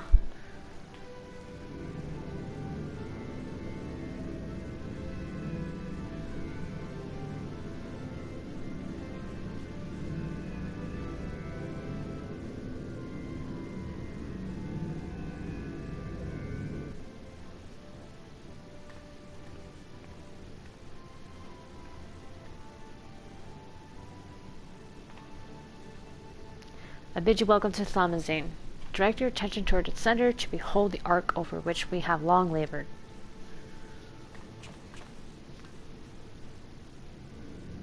The teeny tiny toy boat. As you can see, it was designed as a medium-sized craft, the better to reduce fuel consumption. Miniaturizing magics have been applied to its interior to ensure that the thrust-to-weight ratio does not place too great a limitation on its freight capacity. The ether burner, as you know, has been moved for further modification, but we shall reattach it soon enough. I received word that Kukul and several of your allies are working on it with an intense fervor. They are sure to see it done. 'Twas by their expertise that many a prior disaster was averted. If anything, I fear they will afford us much time for speaking with Hydaelyn ere they finish.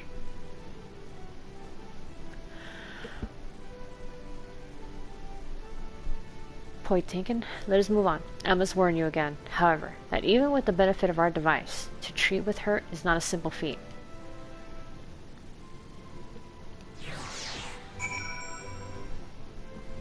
Oh please, I'm her favorite child.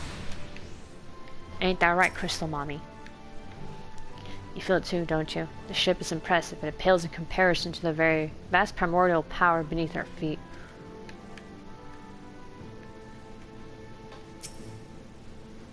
It would seem enchantments most advanced have been woven into the ship's very bones. Wilson and Bluida were doubtless called upon for their expertise in teleportation magics. It was the Allegans who first combined the mechanical and ethereal sciences into a revolutionary discipline. Given that this ship is nothing short of a technological marvel in that precise vein, Allegan salvage should suit it well.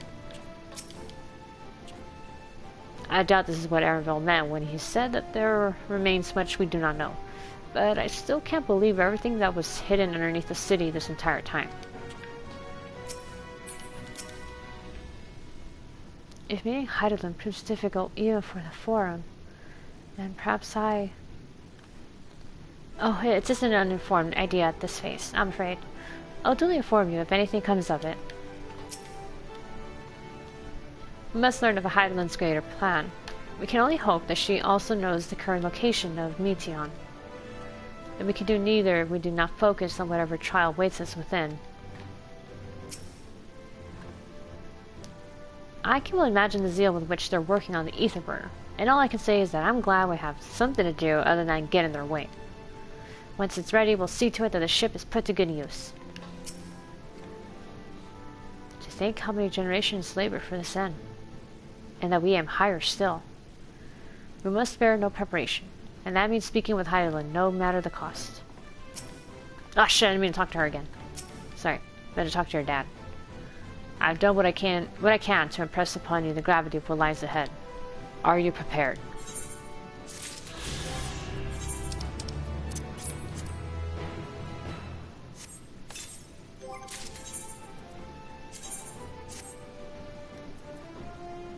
A velvet cap. This better not look dumb. I'm gonna keep it off. We make for the lift at the center of this chamber. Come.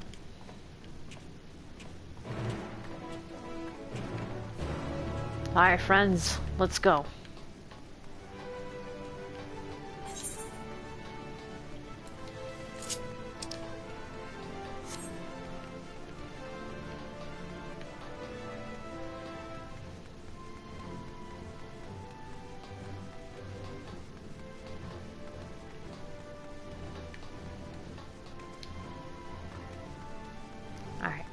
Heading over. Let's go indeed. Oh shit, hold on.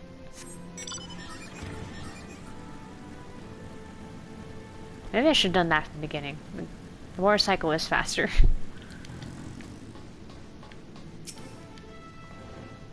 Am I the only one feeling terribly nervous? Surely not. It's fine. As a means of communing with the heart of the star, it's just disappointingly mechanical in design. I doubt there's anything worth worrying over there. Not for Hydaelyn's champion, at any rate. They must employ a full cohort of engineers just to maintain the lifts. Oh shit, I meant to talk. Fuck. I wanted to talk to Y'shtola. As y'all know, alongside our physical world exists an ethereal plane, what we refer to as the ethereal sea. At the heart of the star, the physical and ethereal are one and the same. Thus, the deeper we go, the easier it becomes to pass between said planes.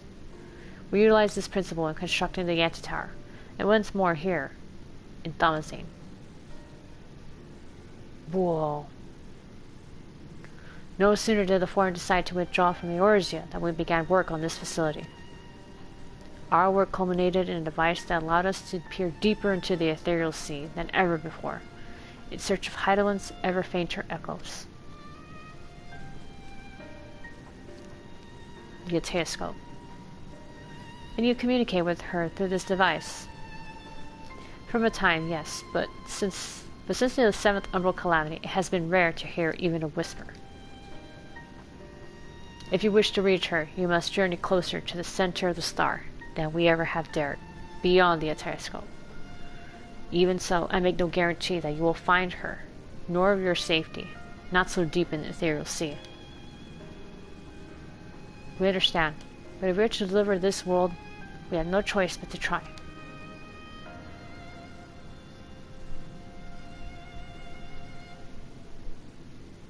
I know. I only wish we could do more than observe your progress from afar. The Aitiascope's ocular lens by which we may peer into the ethereal sea without placing ourselves at hazard lies above us. Through it we can watch and guide you. In those swirling depths there are pockets of ether so dense and turbulent that they can unravel one's soul. If we determine that you are at risk of coming into contact with such a pocket, we will recall you with teleportation magics. To that end, it would be best if one familiar with the composition of your souls remain here to assist. Oh, sorry, sudden yawn right in the middle of that. Oh, excuse me.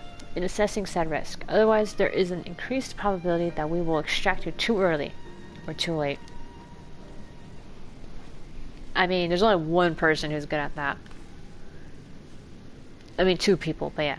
Please, allow me. I have thought upon this much, and in truth, I do not believe that I am fit to join you in the trials ahead.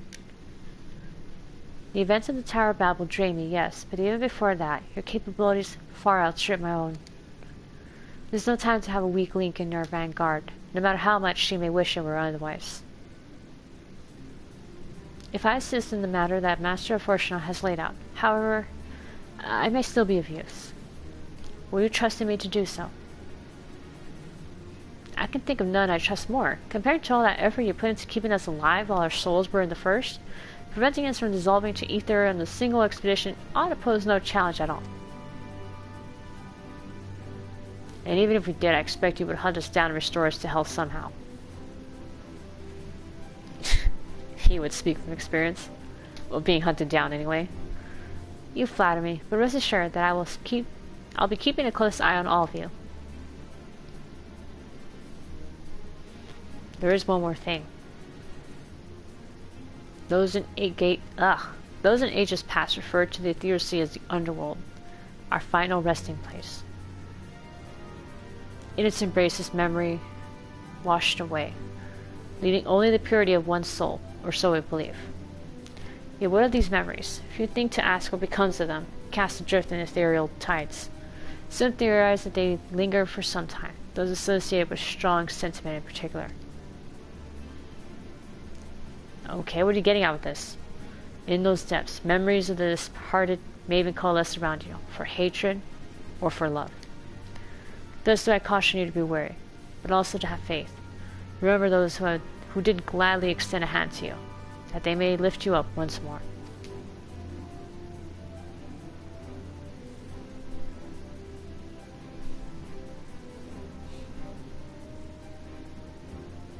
Oh shit.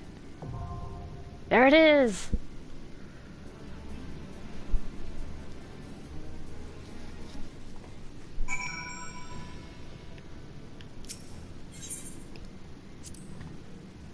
I now understand why these facilities are so heavily guarded. If they fell into the wrong hands, the wisdom of Hydaelyn could be dangerous, 'tis true. However, that danger is not compared to what would result should the common folk en masse venture into the ethereal sea unprepared, which they most certainly would, if they thought it would allow them to speak to the dead. Whoa, you're actually right about that. Once that secret got out, no rational argument could dissuade people from wanting to see their loved ones, no matter how ephemeral the meeting. Damn. I cannot help but think of those who were transformed into beasts. Their ether dissolved into nothingness, their souls forever lost. Yet I dare say Fandaniel still wanders the ethereal sea, as the ancients who gave rise to Zodiark, setting in motion so many cataclysmic events. If there is a justice or morality at work that governs our fates, I do not know it, nor do I think any man ever will. I have seen more than enough death in my time. Friends, enemies. Far too many to count. Once, revenge was all I lived for. All that hate, all that anger. What good did it do? None, that's what. The way I see it, there's no point living for the past. It's the present that needs protecting. If some part of them remains in the ethereal sea, do you think... Forgive me, that's not why we're here. And no matter what happens, she'll always be with us. With Reen, most of all. She tells us to live for the here and now, to do what must be done, and we will. Aw, he's talking about Amphilia. Maybe our enemies are down there. But if we beat them once, we can beat them again. I'm more concerned about a meeting with Hydaelyn. We may find our truth, but what if... No, I'd rather not think on it. Let's move on. We have always tried to do the right thing, but we have not always been kind or merciful. I should not be surprised if some few harbor resentment for us as they passed on. We must face these truths and meet them as they come. If Hydaelyn be unwilling or unable to divulge Meteon's location, I shall see our comrades delivered to the moon, one and all. I pray, however, that this eventuality doth not come to pass. While even a sliver of hope remaineth, we must needs fight on. Alright, I gotta think of who will come with me. Sorry, Thancred, but there's only room for one tank in this party.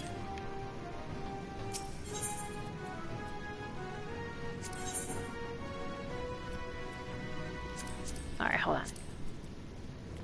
How are we doing this? How are we doing this? Oh, fuck. Okay.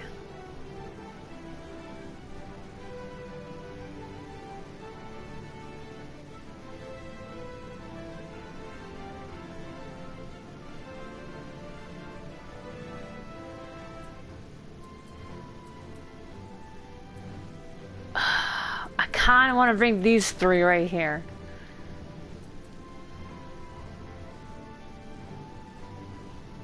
But on the other hand, no. Right then, our fates are not yet sealed. Alright, we'll bring these three.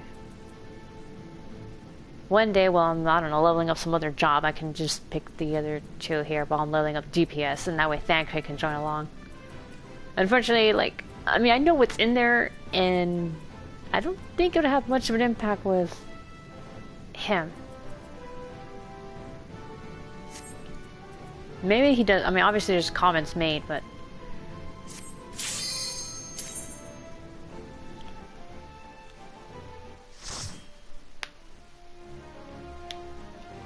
I feel like it'd be more impactful like this.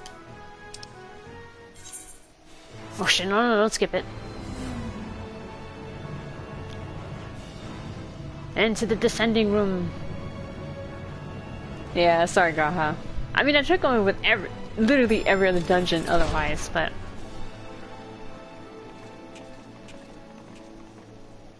My boys gotta sit this one out for a bit, though.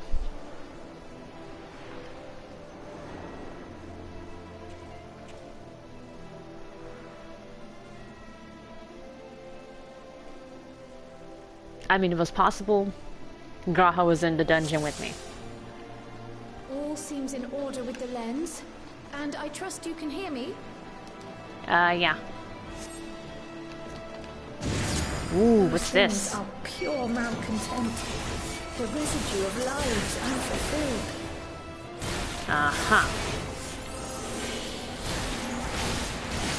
I kind of forgot how slow it was with these guys.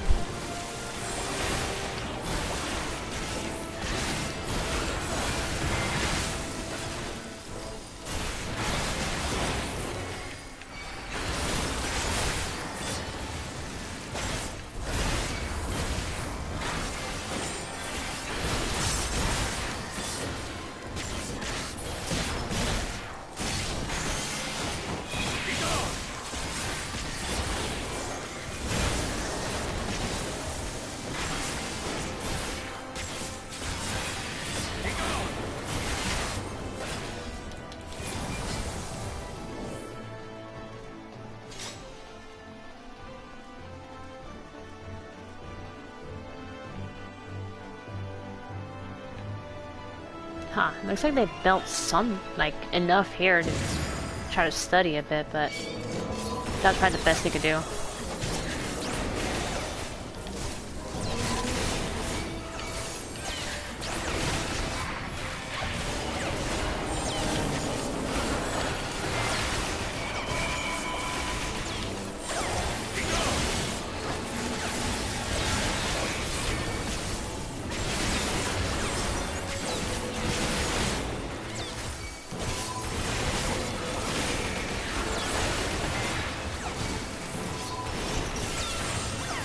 Oh no, it's Steam! Come back!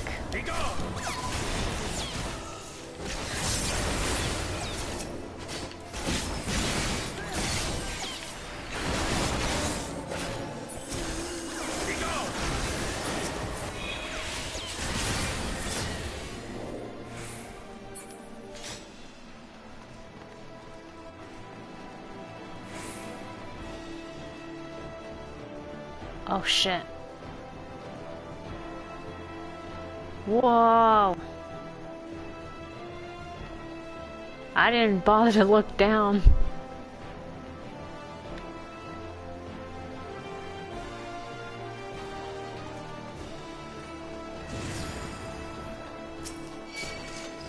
Sinking rivalry and sinking cynicism?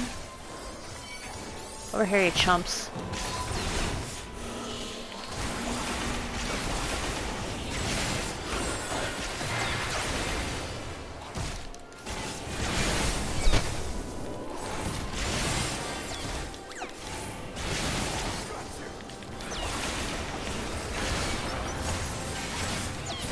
Wait, which one's about to die? This one.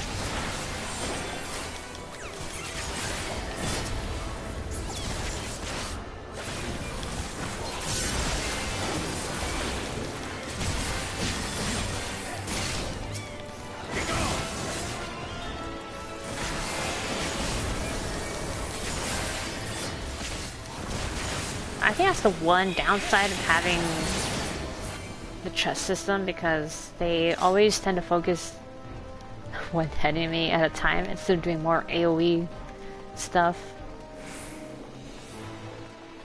Would be this. It's you! Oh hell no! Fuck you! Come over here. Come to me. That's it. You're going down.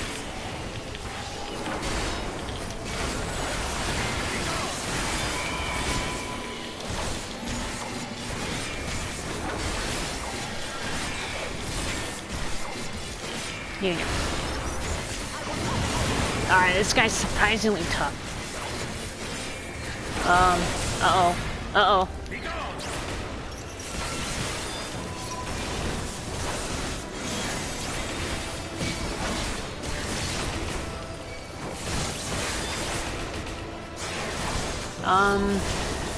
Wait.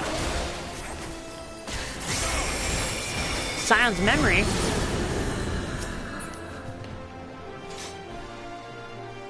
Papalymo! Oh,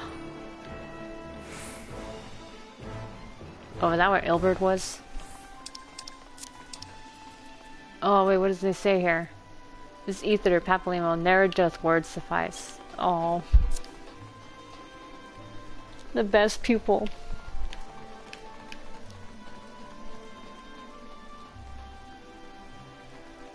He was my first Scion. Well, Ceri's first Scion. Stained by the blood of our comrades. Livia!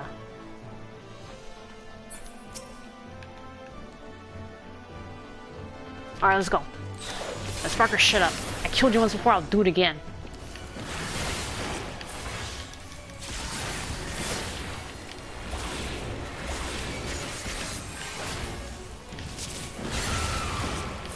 Oh, okay, that was a room-wide AoE. Got it. Blackest Night. You can't touch me.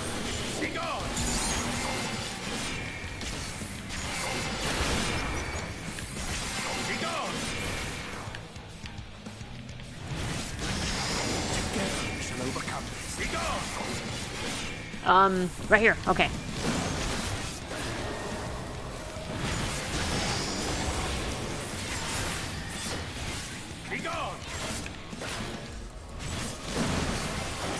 Alright, pretty easy to figure that out. Alright, Esteem, go!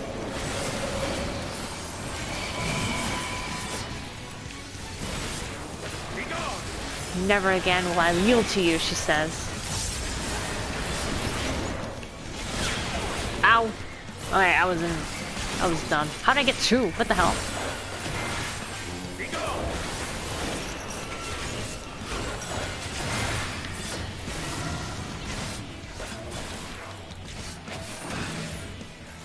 Uh-oh.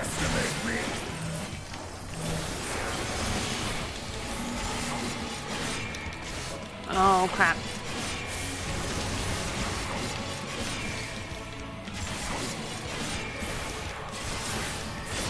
Frustration. Oh, wait, no, this one. Reprisal.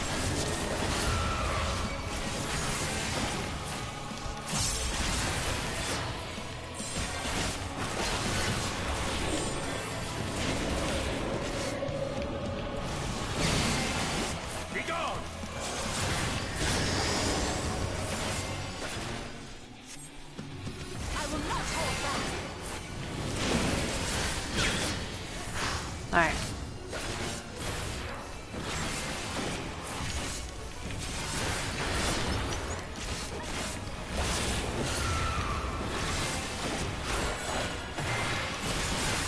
Alright, you want to stay here? How's that?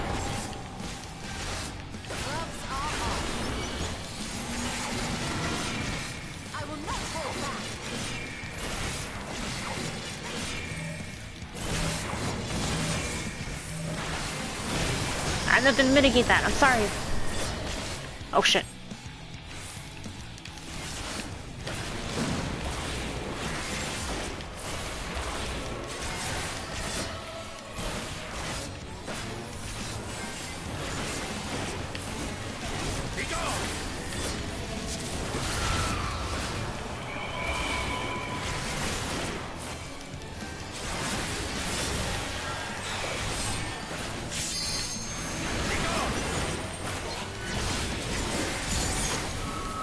Oh wow, that was it? Okay. Follow the flow of ether. It will guide What the fuck? you. Oh. My Lord Gaius. Oh, she's still crying about Gaius, even in death.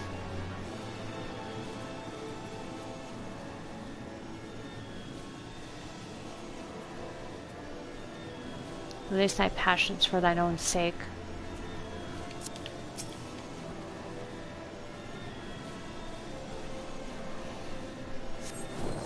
The ether is too dense. Oh, I'm losing you.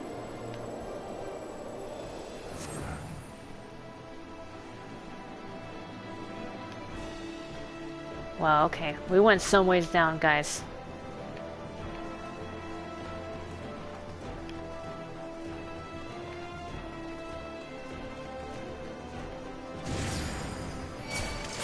Oh, hi.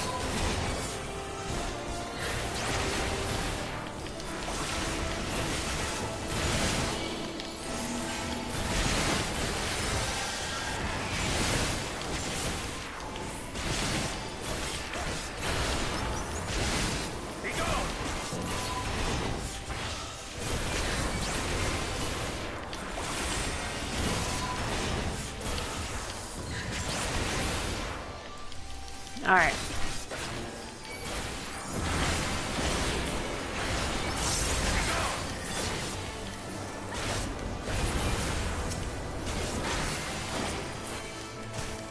Seeking Ascension?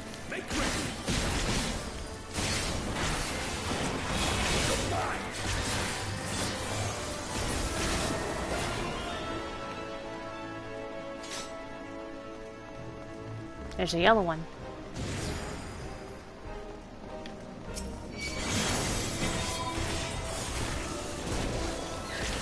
The Russian familiar affection. Memory of a valiant Archon takes form. Boomerita! Oh, nice! She chopped them up. Ow. Oh, I got disease.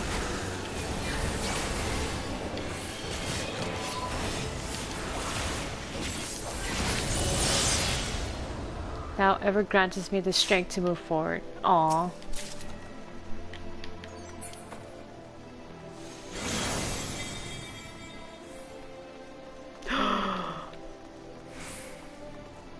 The people of Ishgard won't forget you. It's my boy! Oh. Arshafan!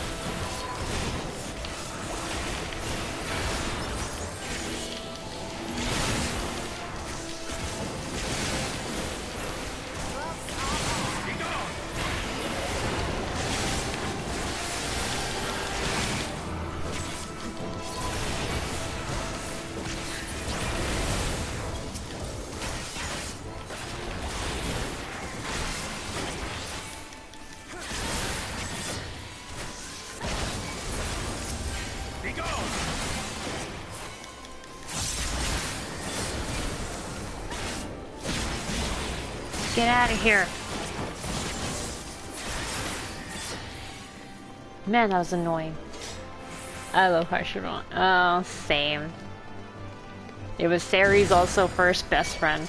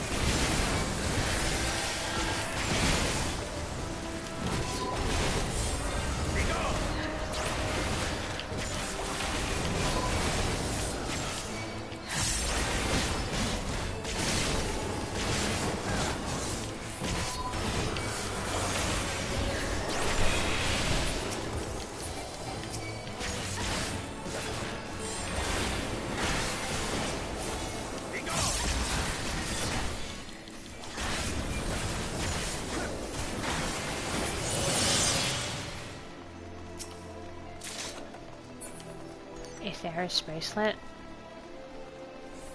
Ooh, that's a big boy there.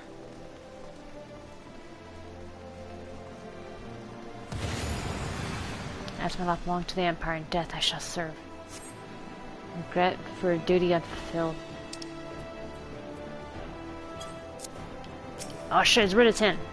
The Unshakable.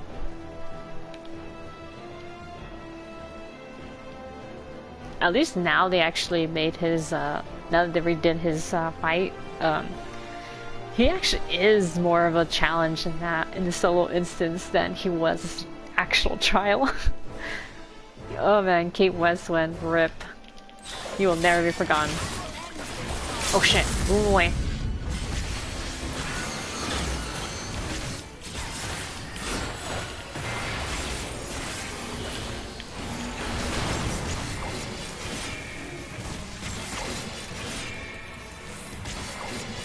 Tartarian Spark.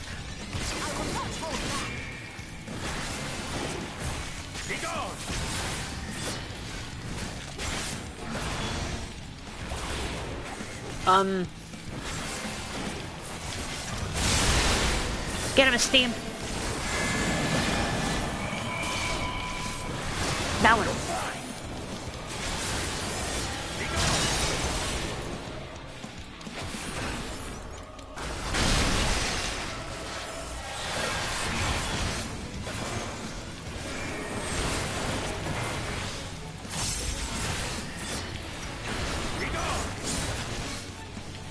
Oh, I forgot to do, mitigate that. That's fine.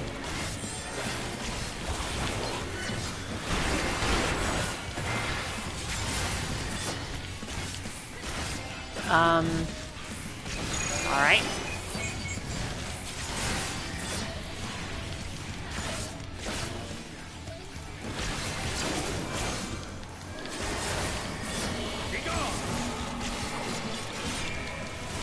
Alright, come on.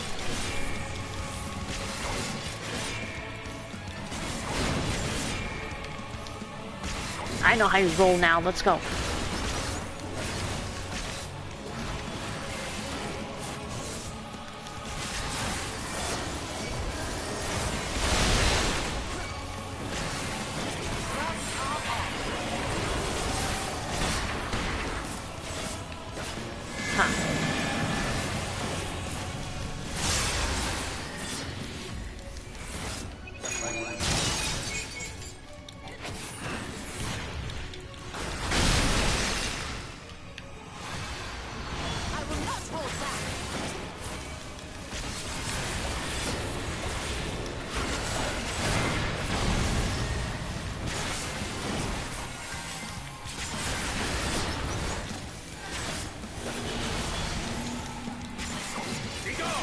A shrapnel shell.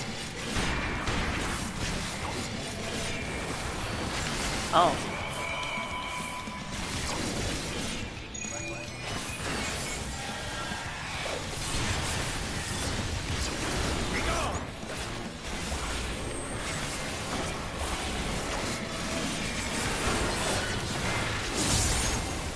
Nice.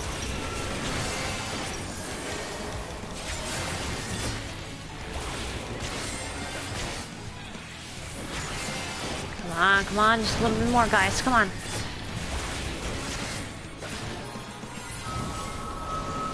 Lord Van Vilsar, again, I fail you. Return now to Star that thy loyalty might serve better ends. Aetheris bracelet.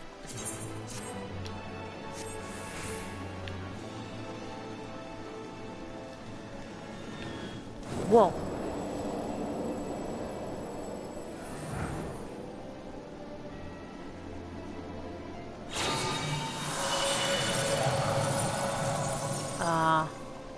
It has to be.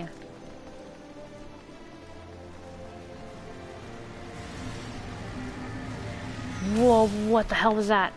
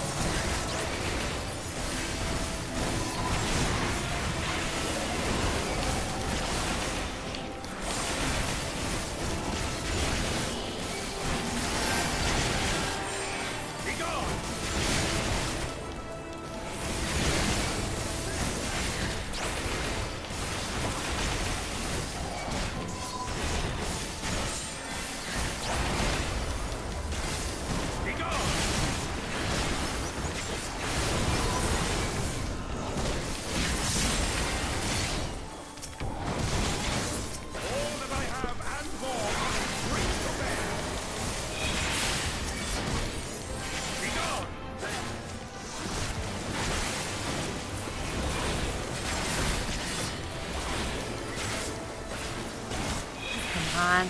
Alright, let's... Who is this? Oh, treasure. Nice.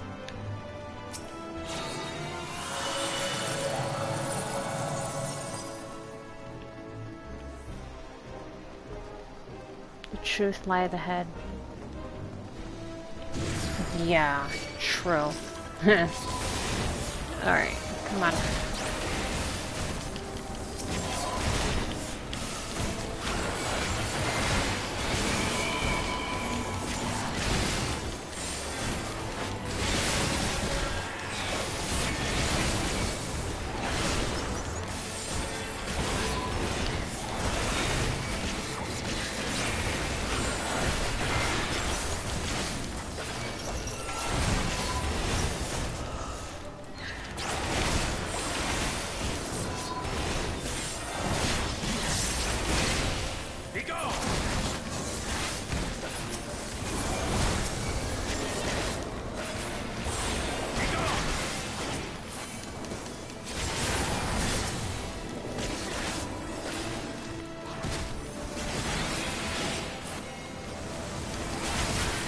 Come on.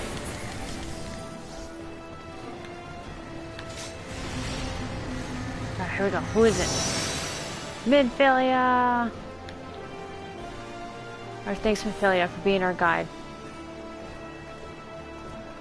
Oh.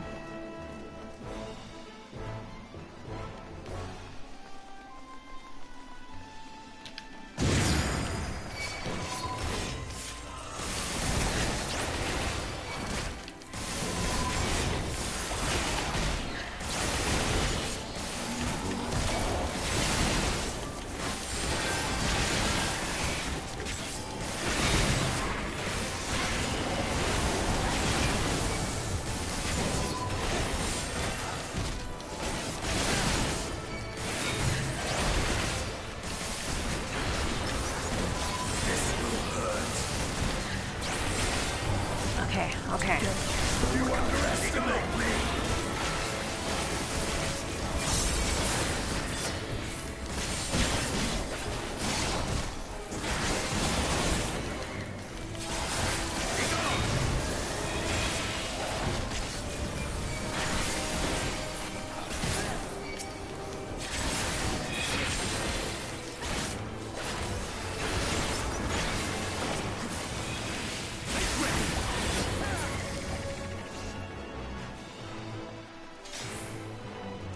Please don't tell me there's not gonna be any more. Fuck, okay. Sinking regret.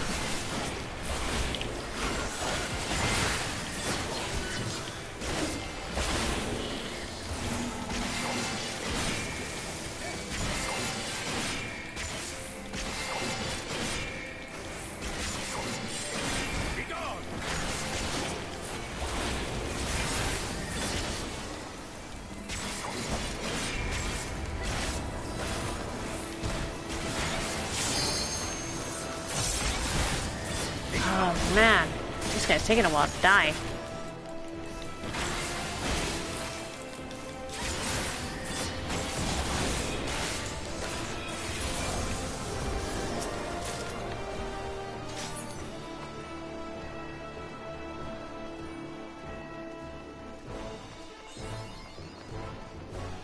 Alright, what we got here?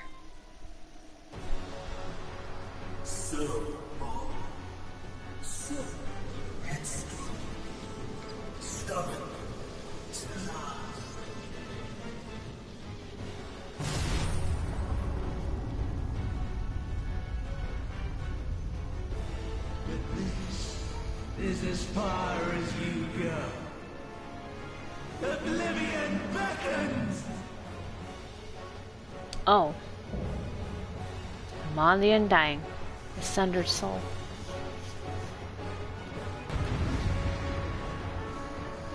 Oh no. How many times do I have to teach you this lesson, old man? Lost in grief beyond measure.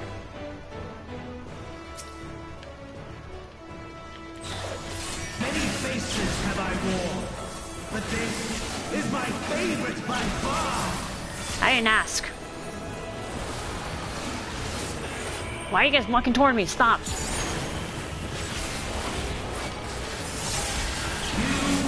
persist in this folly no longer. You underestimate me. Oh shit. Oh, okay. I see how it goes.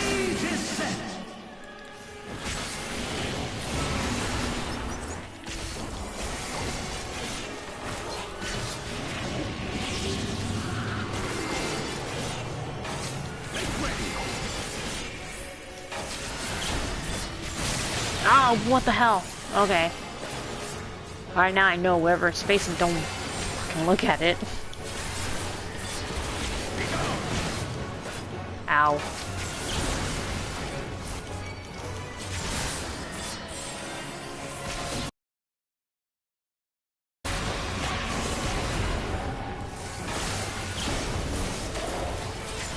Let the curtains rise for the main attraction.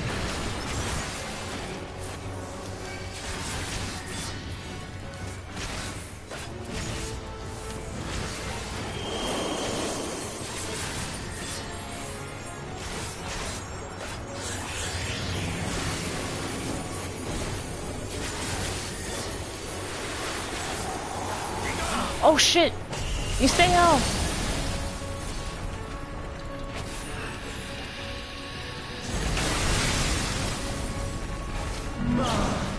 What a boorish audience you are!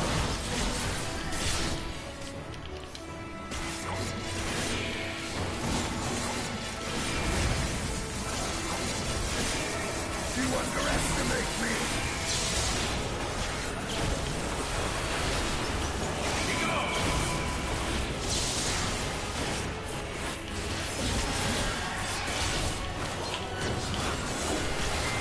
Alright.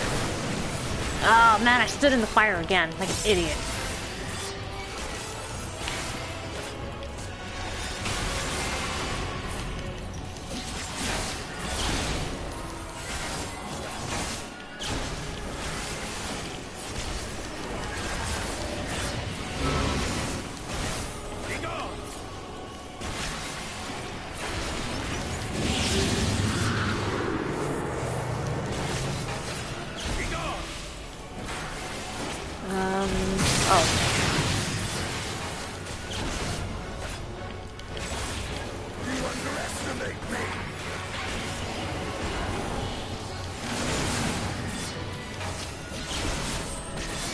Oh god.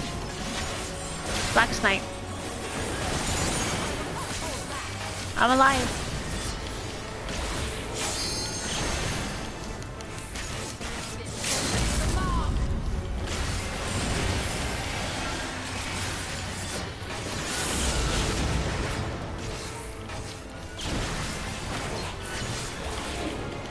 You underestimate me. Alright, come on. We'll just stare just a bit more.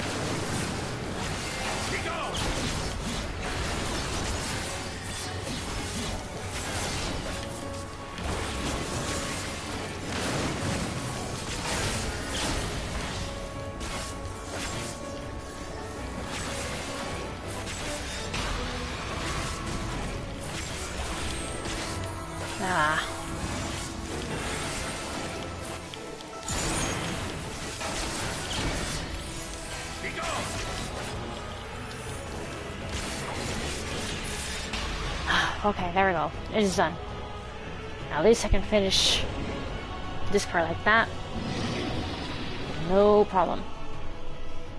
Lies! All lies! Lies? What are you talking about? Your dreams, your hopes, your futures, delusions and lies!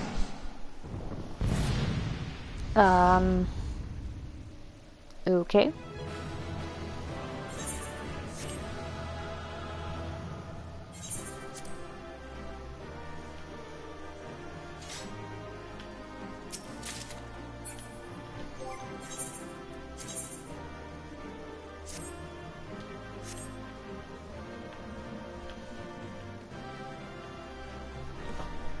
Oh, he said his sail.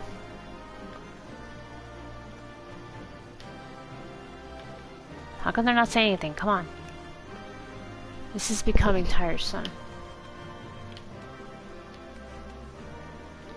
Life is a struggle, but it's worth it. But it's worth it's no lie.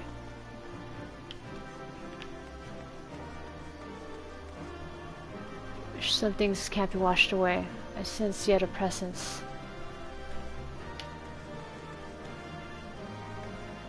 He's not gone. So just think of her faith in us. Oh, he's talking about Estelle too. Aww.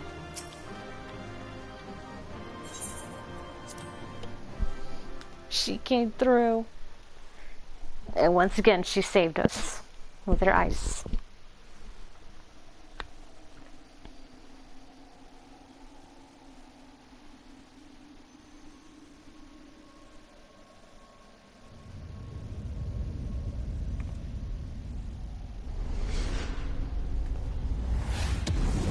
Oh, okay. So you flew up just to crash. Dramatic much? Oh, wait. My very essence begins to wane. Sweet, sweet agony.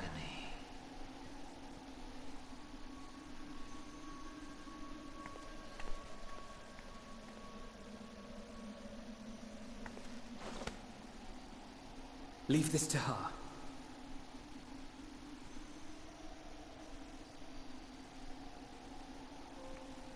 Come to deal the coup de grace. Good. Watching you struggle against the inevitable is bad comedy. Erase me from existence, soul and all.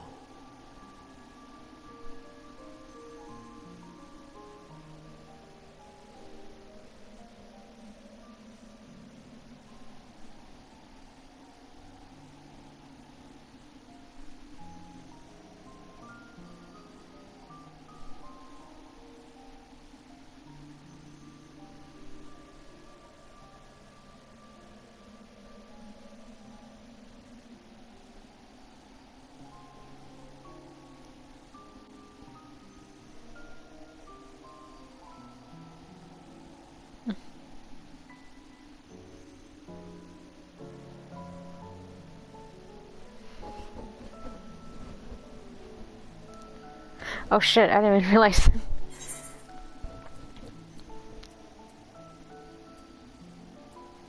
Alright, sorry, I spaced out for a second there.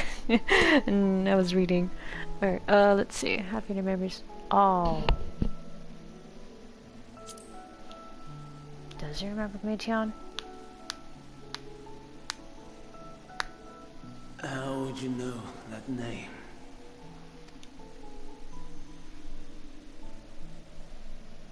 Because I was there on Elpis.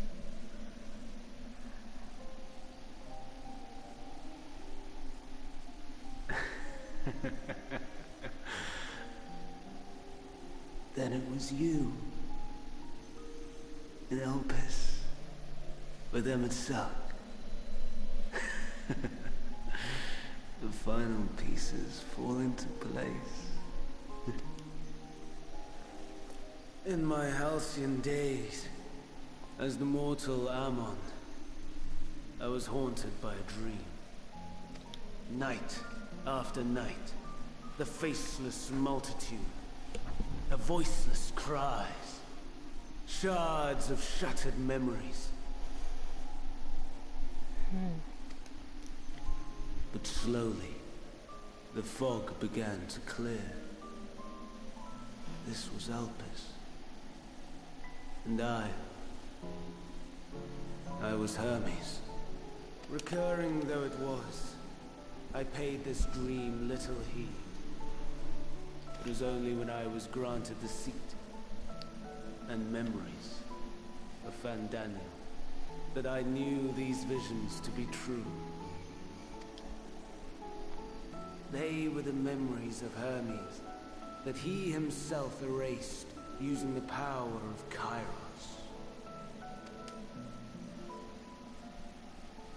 So that's what you were seeing? In his attempt to burn away the events of that fateful day, he succeeded only in searing them more deeply into his soul. My soul. Death failed to expunge them. No matter how many times it came. Rebirth after rebirth, from one Fandaniel to the next.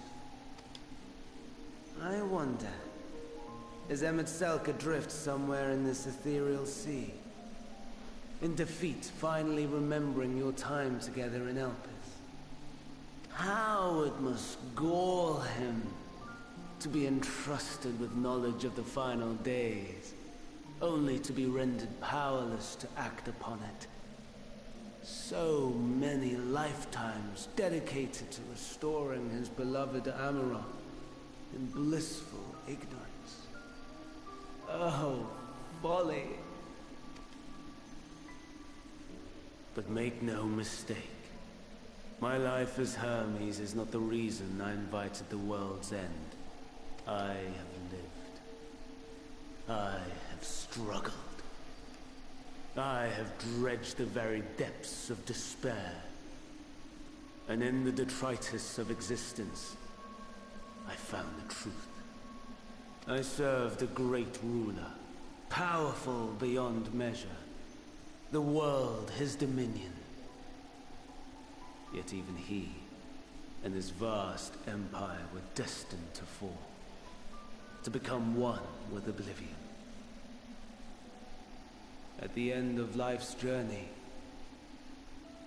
lies only death. So I ask you, why live at all? We betray, we torment, we murder. We are wicked, spiteful creatures, without exception.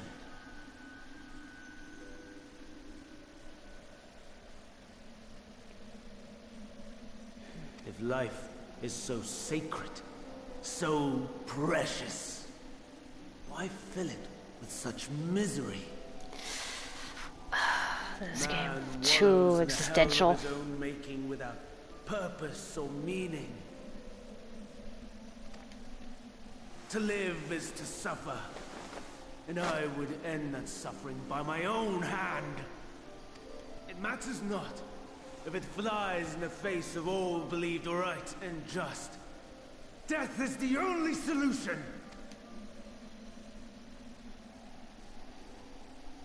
That is my truth. My answer to the question.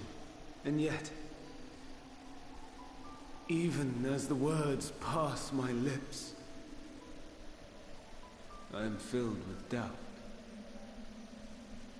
Has my search reached its end?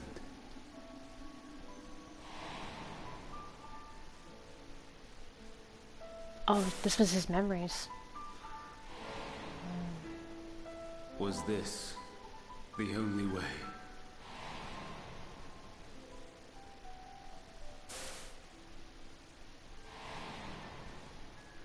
After all these years.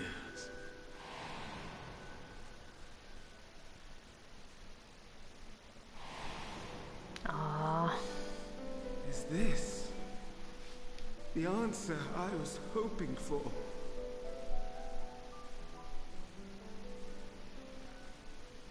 The lamentations of the damned. How it vexes me to see your conviction falter at the last. Hello? Still clinging to existence, I see. You, who champion death so fervently, unwilling to accept your end, refusing to be purified and swept into the sea of souls. As do I. We prisoners to men, watching as the world turns. Though unlike me, you will be spared the ignominy of having your corpse made a puppet, dancing to another's tune. Is that Arsahe? Aw, fuck that guy. How very astute. But let me be clear, I have not come to consort with the likes of you. Good. Nor have I come to bemoan the state of the world following my untimely demise.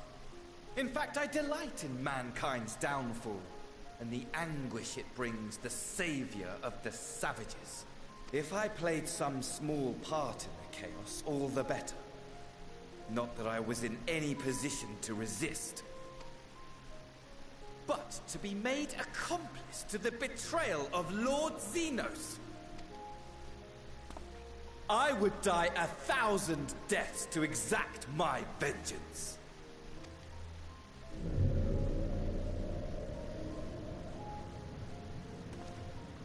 Now you are at my mercy. I shall drag us both into oblivion, and you will never see the fulfillment of your magnum opus, even should you be reborn. Your desperate search for answers must start again.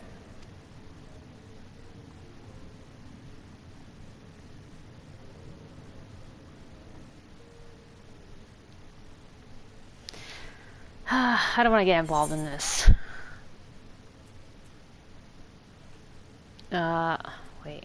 We'll do this next time. We'll find the answer together.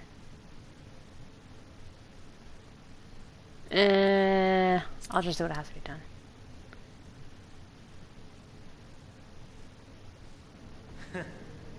And what might that be? My wish is all but granted. To die and take you all with me.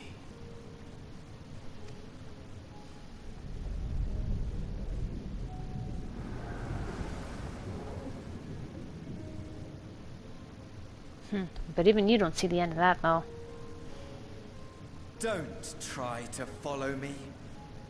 I had more of you people than I could stomach in life. Never mind in death. Alright, you can fuck off now, please. Likewise. I pray we do not meet again. You had better hope not.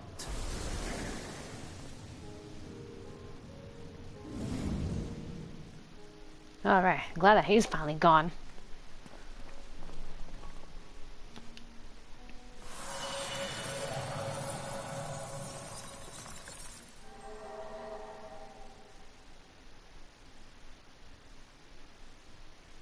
Is this it?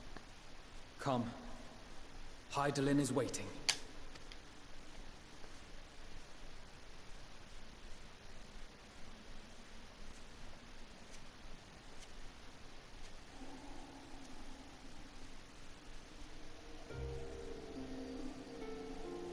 Whoa.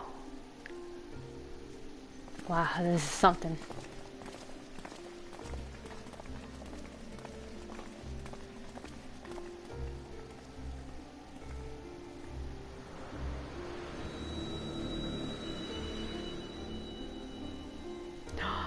The Mother Crystal! Brave travelers, I welcome you.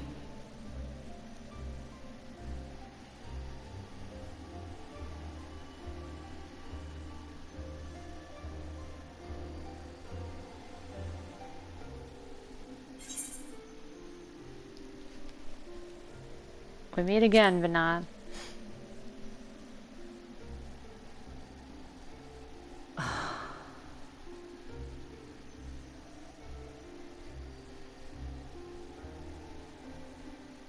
I see.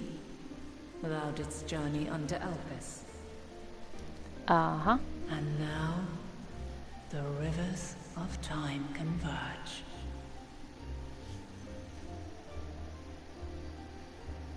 Indeed. I know why you have come. Yet I would hear you speak your reasons all the same. You created the moon to deliver mankind from the final days. But is that really how it has to end? We do not wish to abandon this world. We want to protect the source and all of its shards. To flee is but one of two paths. The other leadeth to Meteon, far beyond the stars, where she doth chant creation's requiem.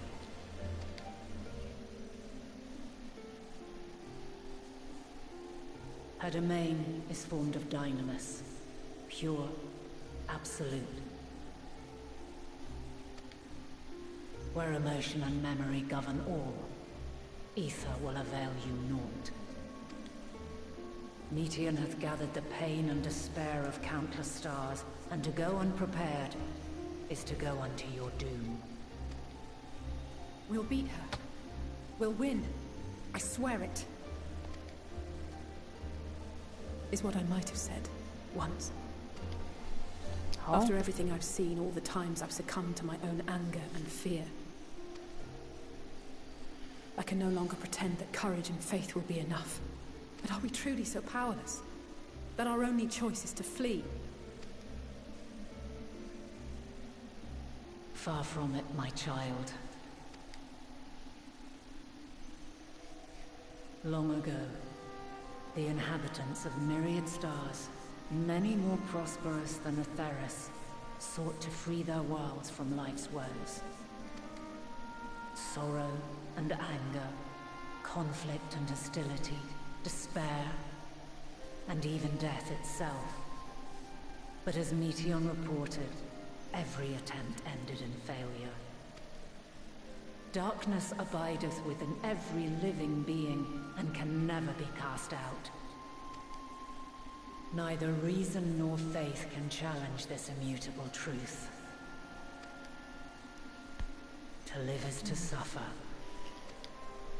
and in suffering, find strength, and purpose, and hope. As you have done so many times before.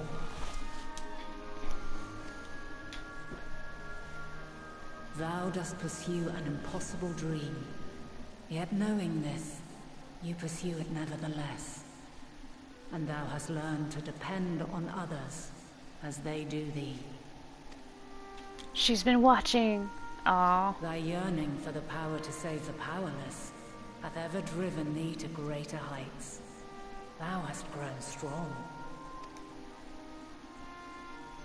Though those closest to thee no longer walketh by thy side, their love remaineth thy guiding light. For duty's sake, thou hast been bound by truths unutterable time and time again. Yet thy heart hath never wavered, as thy companions will attest. In thy pursuit of mysteries great, all thou believest is brought into question. Undaunted, thy thirst for knowledge remaineth unquenched. The fires of hatred that once burned in thy heart burneth no more. From their ashes doth spring the light of love, warm and pure. As witness to black calamity, thou despaired at man's helplessness. Resolved, thou didst unite a distant world on the brink of collapse.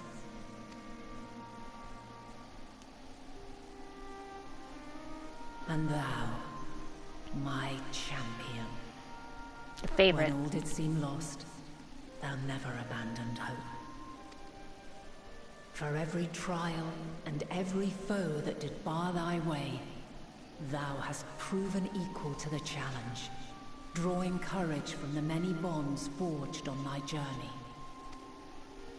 You have all known despair, and though the end approacheth, you walk on, heads held high. Therein lieth your power, the strength to silence the song of oblivion. Then there is a means to confront her. Yes, if you should prove yourselves worthy. Prove? Hark!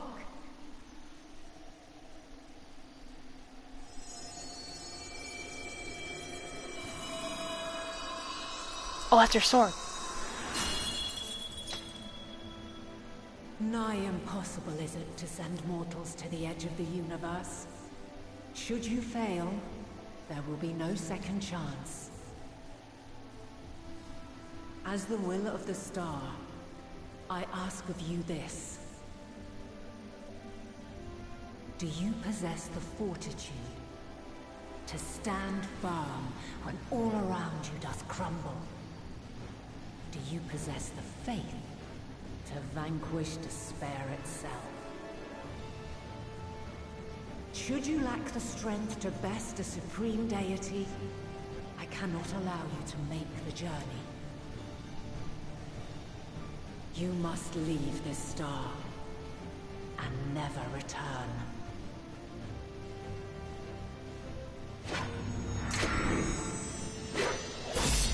Prepare yourselves. Prove ourselves worthy, eh? Sounds straightforward enough. Aye. No room for confusion there.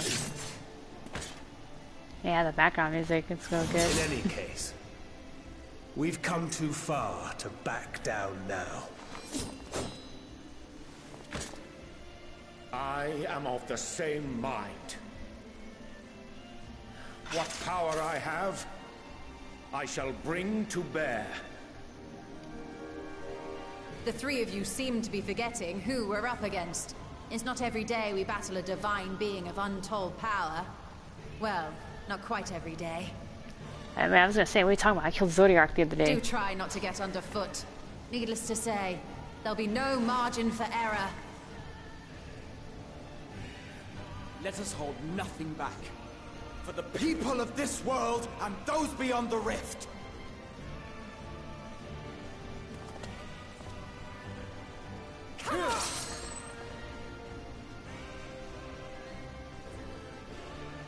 Alas, the question I posed to thee in Elpis hath remained unanswered these long years. I would hear thy response, warrior of light. Shouldst thou emerge victorious?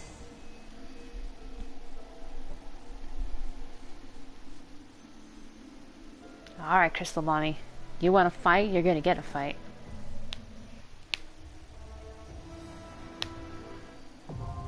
The Mother Crystal.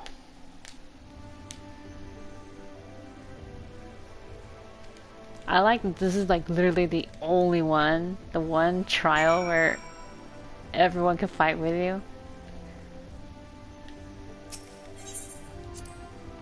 Never in the past, present, or future have I found only happiness. To live is to be ever beset by hardships, great and small. It is in adversity we find the strength to strive for the next moment of peace. And the next, no matter what trials we face. By this strength hath the wills of gods been defied and the fortunes of men been forever changed. May it be so again this day.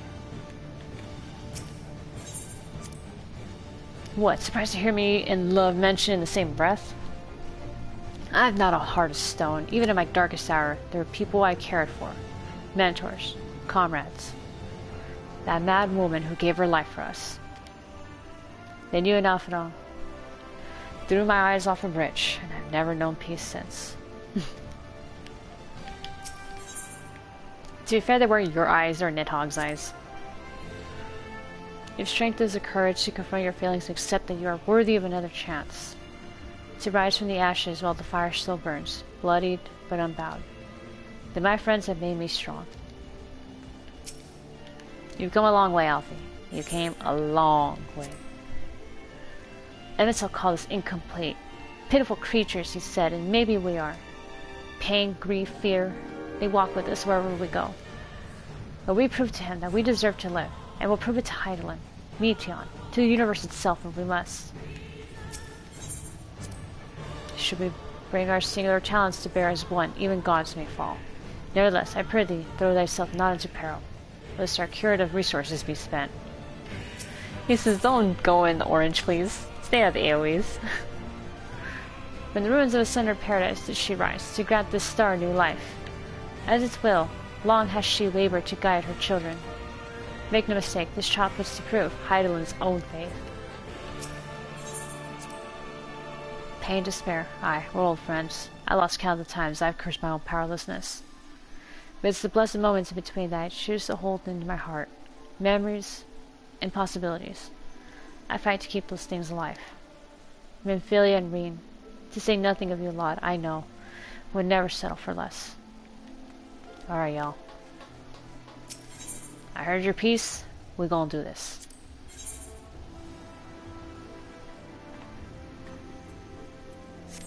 Alright, holy shit.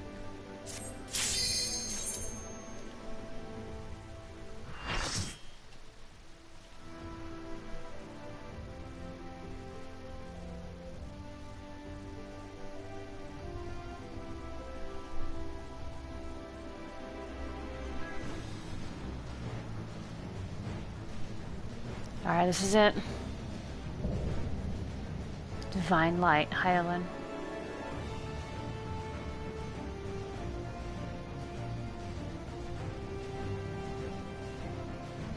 I, the last of my kind, shall test thee.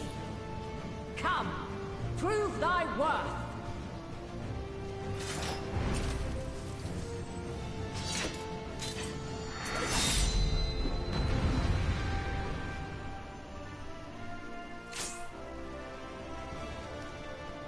Alright, this is it.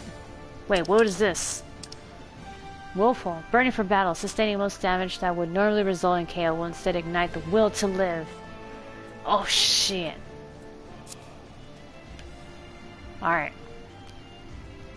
So, I just realized she's the parallel Zodiac in that they were both very weakened when they decided to fight me.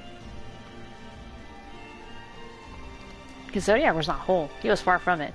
He was only halfway there. Alright, so let's go. We're going down. The strength of will to alter man's fate.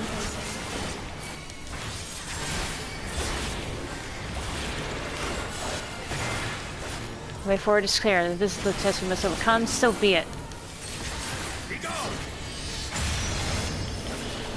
Exchange of arms. May the test continue. They're changing weapons.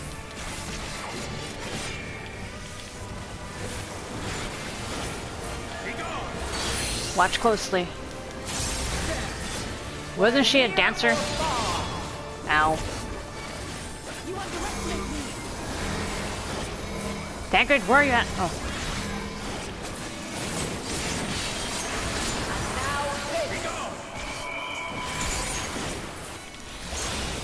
How did that not kill me? What the hell?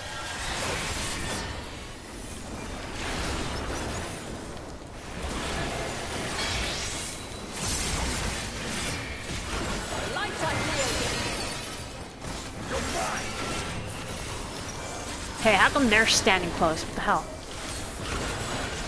Maintain distance and then... oh.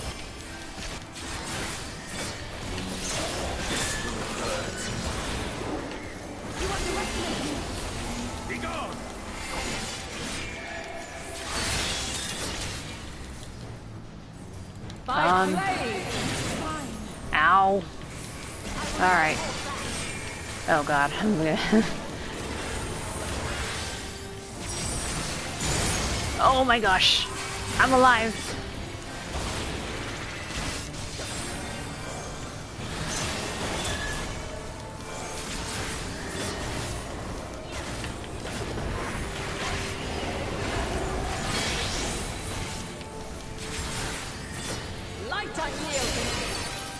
Ah, it's a point blank AoE. God damn it.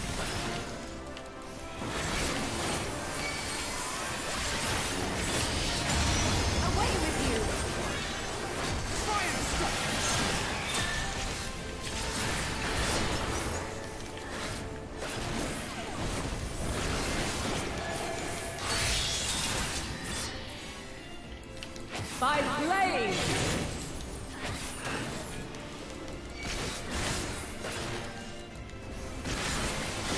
Crystals of light, to me! What? What is she planning? Oh my god, it's Ziggs! Are you guys trying this, or?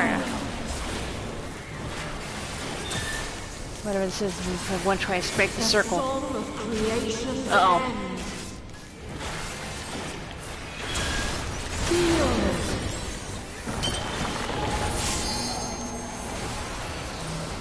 sorrow at hope's demise. Think.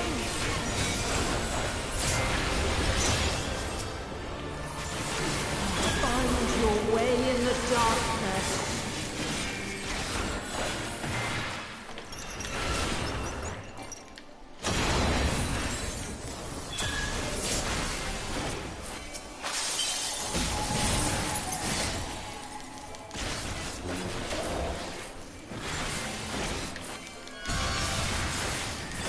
Oh man, come on guys.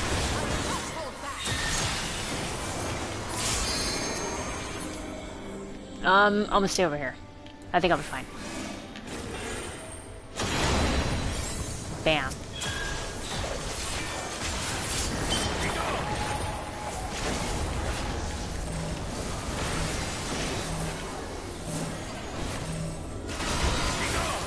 All the prizes didn't work. Follow your light. Or fly, my children, and never look back.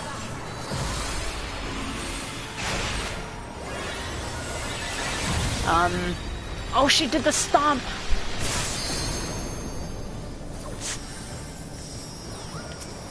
Then you are resolved.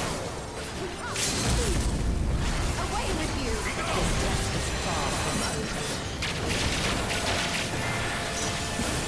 over. Did Alizé do the LB3?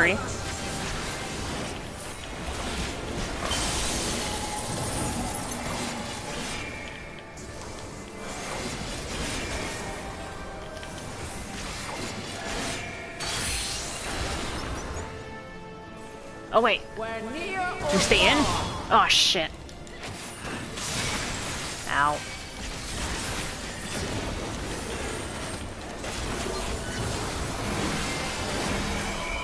Tancred, where are you at?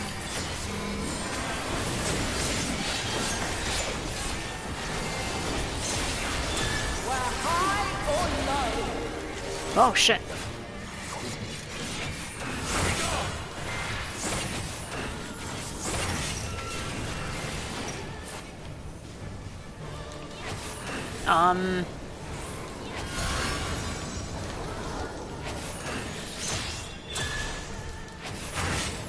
Run! Okay.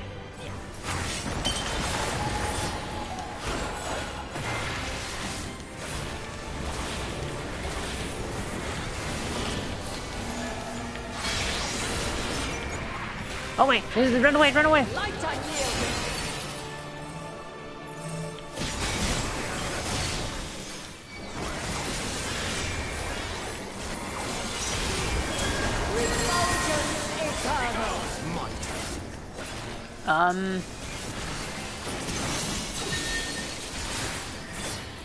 I have you now.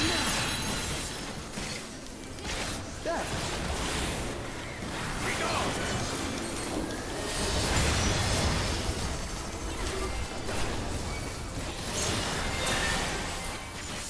Crystallize. Hey, wait a minute.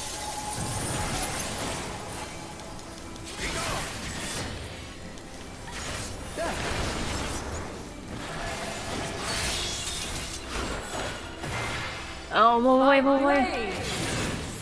Alright. I've learned.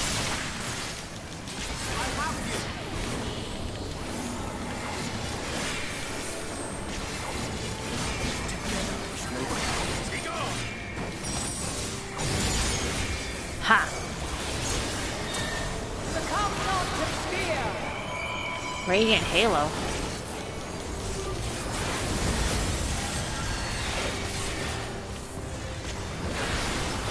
Whoa, what the hell?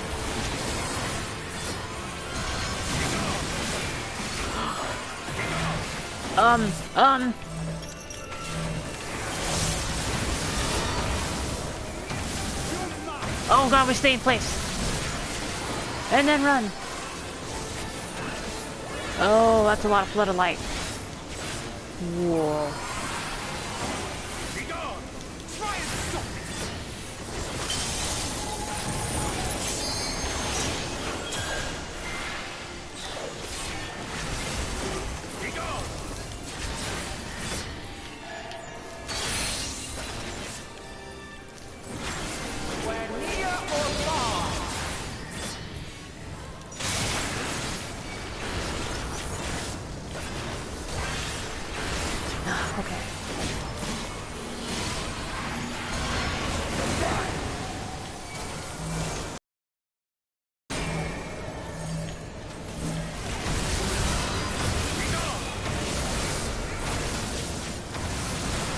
Oh god, run, run, run, run, run!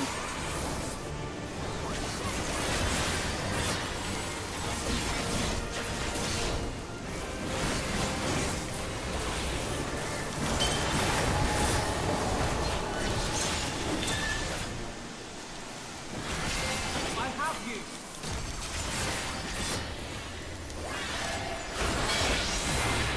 Oh, point blank, get out of there. Light unyielding. Oh, made it.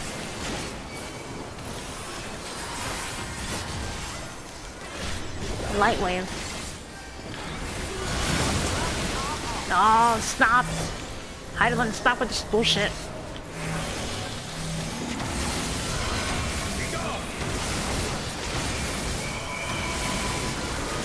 Alright, they're running this way. I will follow them.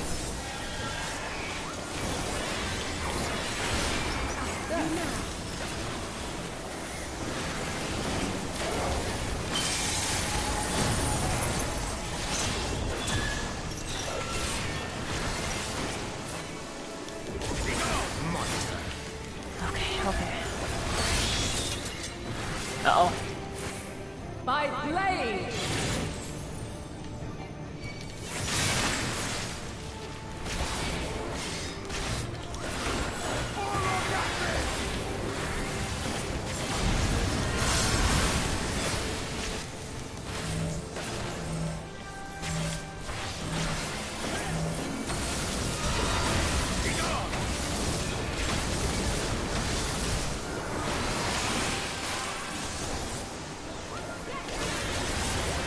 Oh my gosh, she's almost down. Come on.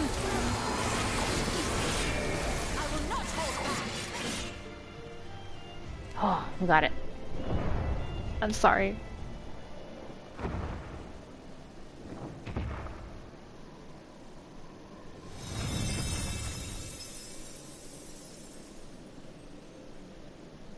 At last, man has the strength to. Oh, it turned all desolate.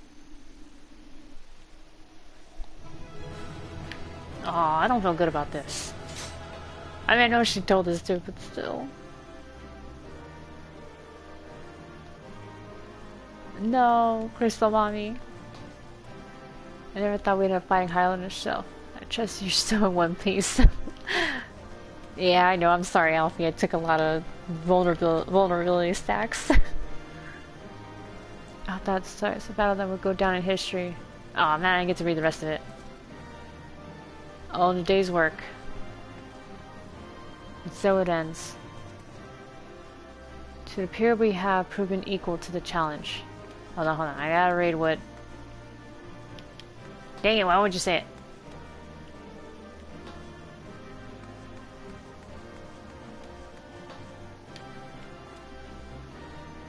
Were there anyone but us to tell a tale? Oh.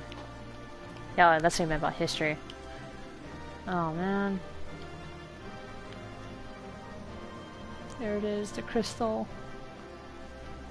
Ah, may you walk in the light of the crystal.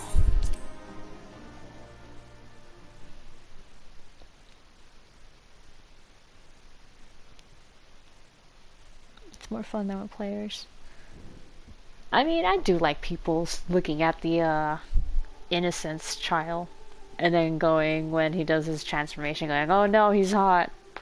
Or when you see the cutscene of him coming down the stairs, they're like, "Oh, here comes Pig Chungus." I've seen that. It made me laugh every time.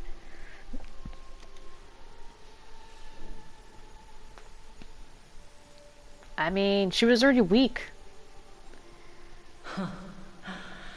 Though my power is in constant flux, I have always kept a reserve for this very moment. It was a true test of your prowess. You have done well. There is one thing I must ask. By sundering the world into 14 shards, the ether of all living beings too was divided. This reduction would in theory allow us to more easily interact with Dynamis. Having seen mankind brought to the very precipice of extinction, you wished for us to develop a means to overcome despair. You believed we had the potential, and sundered all creation to see it fulfilled. To deliver us to that swirling maelstrom of dynamis in which our foe hides, and grant us the power to defeat her once and for all. Is this not true? It is as thou sayest. 'Twas the trial to which I subjected mankind, and it hath led to untold bloodshed and suffering. There was no kindness, nor justice in the tragedy I wrought. When confronted with the almighty Zodiac, my only recourse was rend him and the world asunder, that his power be diminished for a time. And so it came to pass. Now you, my chosen, have surpassed my expectations. Surpassed me. I entrust the fate of the universe unto you. Ah. This crystal contains the memory of Meteion's passage through the stars. Deliver it unto the Loporrits. They will guide you to her. Okay. I'll take good care of it. Though they may be capable of crossing great distances, there is a vast difference between traveling to the moon and the furthermost reaches of the great expanse. And unlike Meteion, we cannot simply soar on waves of dynamis to our destination. Indeed. To make such a journey would require an astronomical amount of ether. But a solution lieth close at hand.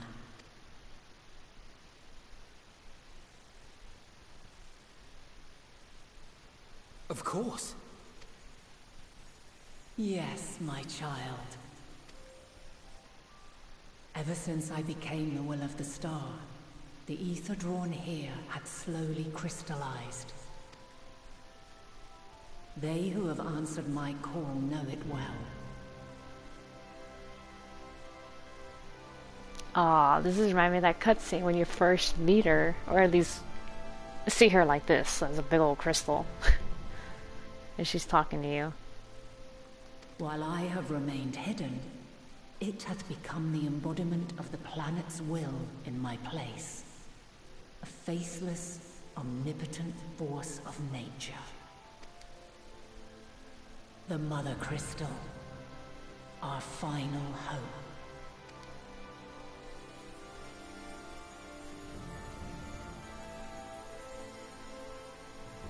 Alas, I can do no more. The fulfillment of this task doth fall to you, my chosen. Now, heed these words. Darkness and light, despair and hope. As goeth one, so goeth the other. Become light, become hope.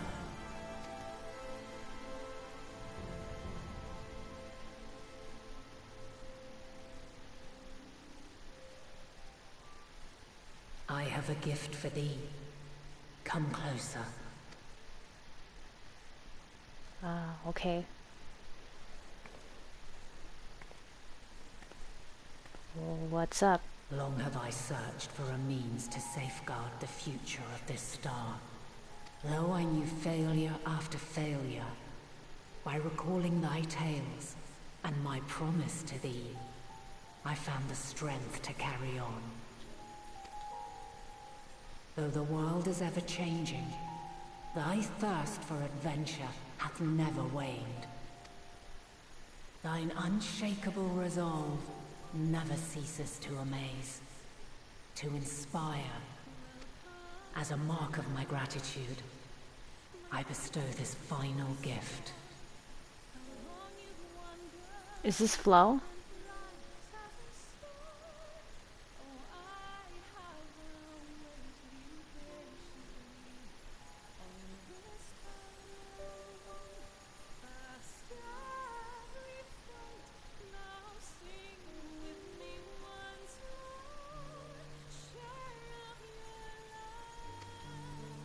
Thou dost possess the crystal of Azam, yes? Yeah, I do. Sorry, I was enjoying the music for a second there. As Hydaelyn, I reside over the forces of stasis, tranquility, peace. The laws which impart stability to existence itself. Right, light. I will weave this self-same power into the crystal, granting thee mastery over matter, to give form to the formless. Use it wisely, or it will not last indefinitely. Oh. Mastery over matter.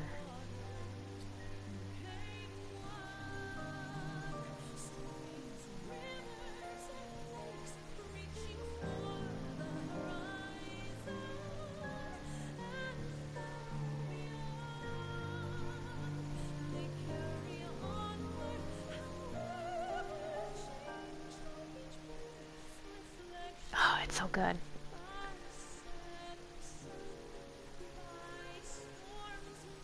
As thou hast seen on thy journey through the ethereal sea, souls are drawn to thee. Mayhap this trait will prove to be a boon rather than a hindrance.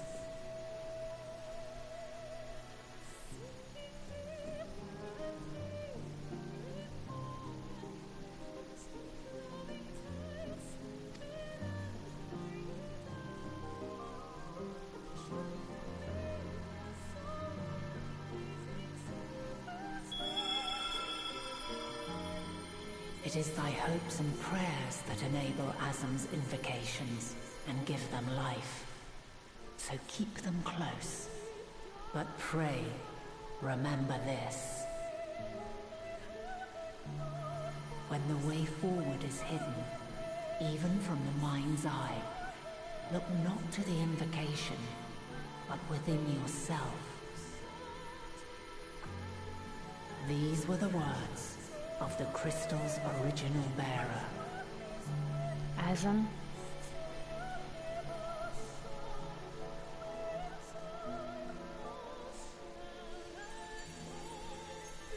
With that, my work is finished. Fulfill our promise.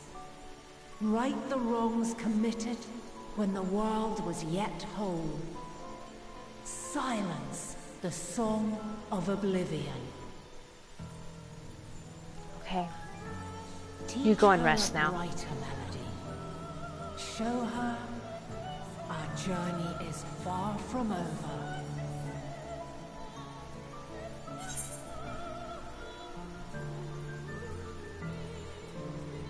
I'm gonna call her Vana. We'll find our way, Vana.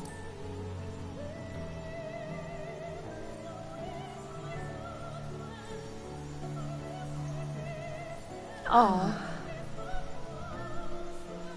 Of this, I have no doubt. For yours is a light brilliant beyond measure. Long after I have gone, though not even my soul remaineth, my love will be with you forever, my dearest children.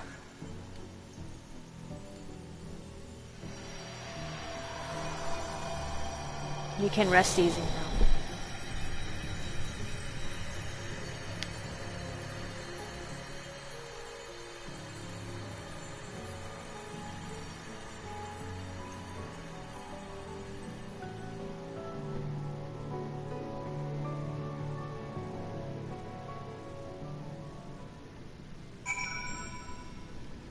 I wonder, was Hydaelyn summoned the same way as Zodiark? Like it involved like a bunch of lives to sacrifice, or? Oh, okay. Well, that would mean like just with Zodiark, whoever souls were used to fuel the summoning, maybe they're finally released and laid to rest as well. If Dynamis is ruled by emotion, perhaps prayer has more tangible results than I suspected. albeit ones that are not always obvious to us. In which case, we may hope that Hydaelyn's wishes to continue to move the hearts of men as they set forth time and time again. A bit small for welcoming party, but I've never been one for crowds. Oh, that's just living way for Chanel and Kyle. Far be it from me to refute Hydaelyn's own words, yet even if her actions were neither kind nor just, we can give them a nobler meaning. We can make her faith the salvation of mankind. It is fortunate that Fortunal hath kept living way apprised of our progress. We require the Lockhart's aid more than ever. She and Hydaelyn were two of a kind, weren't they? Full of love for the star and its people, always holding a hope for our future. Oh no, wait, hold on. She has given us all she can. We must share what we know with Father and the Lockharts at once, that it not go to waste. I will keep Hydaelyn's words in my heart, as talisman and lodestone both. Living way? Sari, did you meet Hydaelyn? Pray tell, how is she? Oof, well, hi, you know. Alright, let's just get this one cutscene out of the way, then we're gonna call it a night. I'm getting tired. I'm glad to see you well, though we could roughly place your soul as deep as you went. We can neither see nor hear you. The fluctuations in your ether near the end gave me quite a fright. What in the world happened?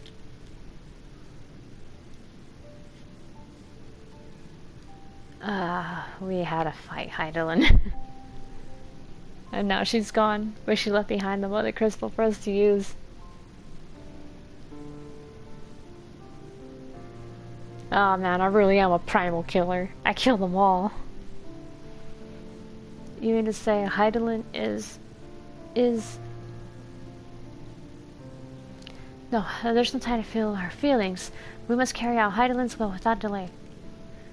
We'll find Aitian if it's the last thing we do. If you wouldn't mind handing over the crystal, that is. The fancy navigatory one.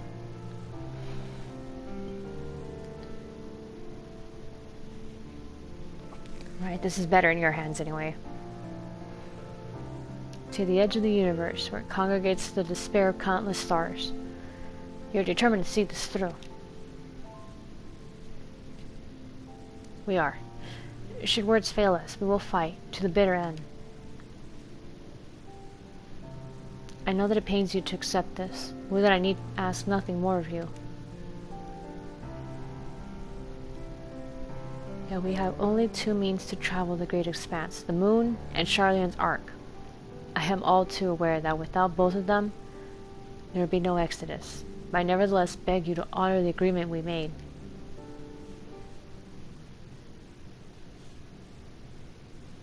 The foreign's decision will be honored. You have earned the right to use this ship as you see fit, and I could not rescind it even if I wanted to. As it happens, I do not. It would do all within my power to aid your cause.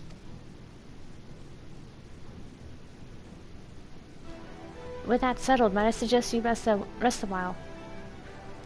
Proving oneself to Hydaelyn is never easy, and despite our unparalleled genius, we need a day to make the necessary calculations.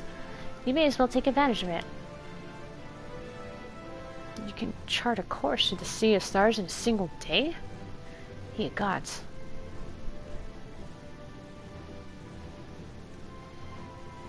Shall we head above ground for some fresh air then? And perhaps a nap. Yeah, this day has been rough.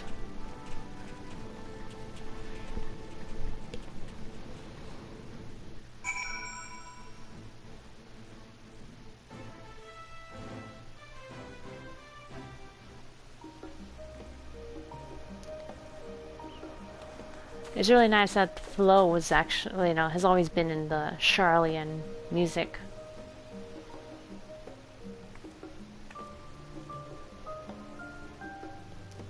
Alright, we're gonna call it a night right here. Hail her children, one and all. Oh.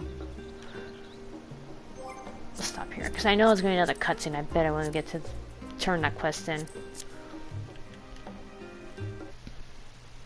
Oh man, and I'm pretty exhausted. But we came pretty far now. I'm happy for that. So, with that, good night, y'all.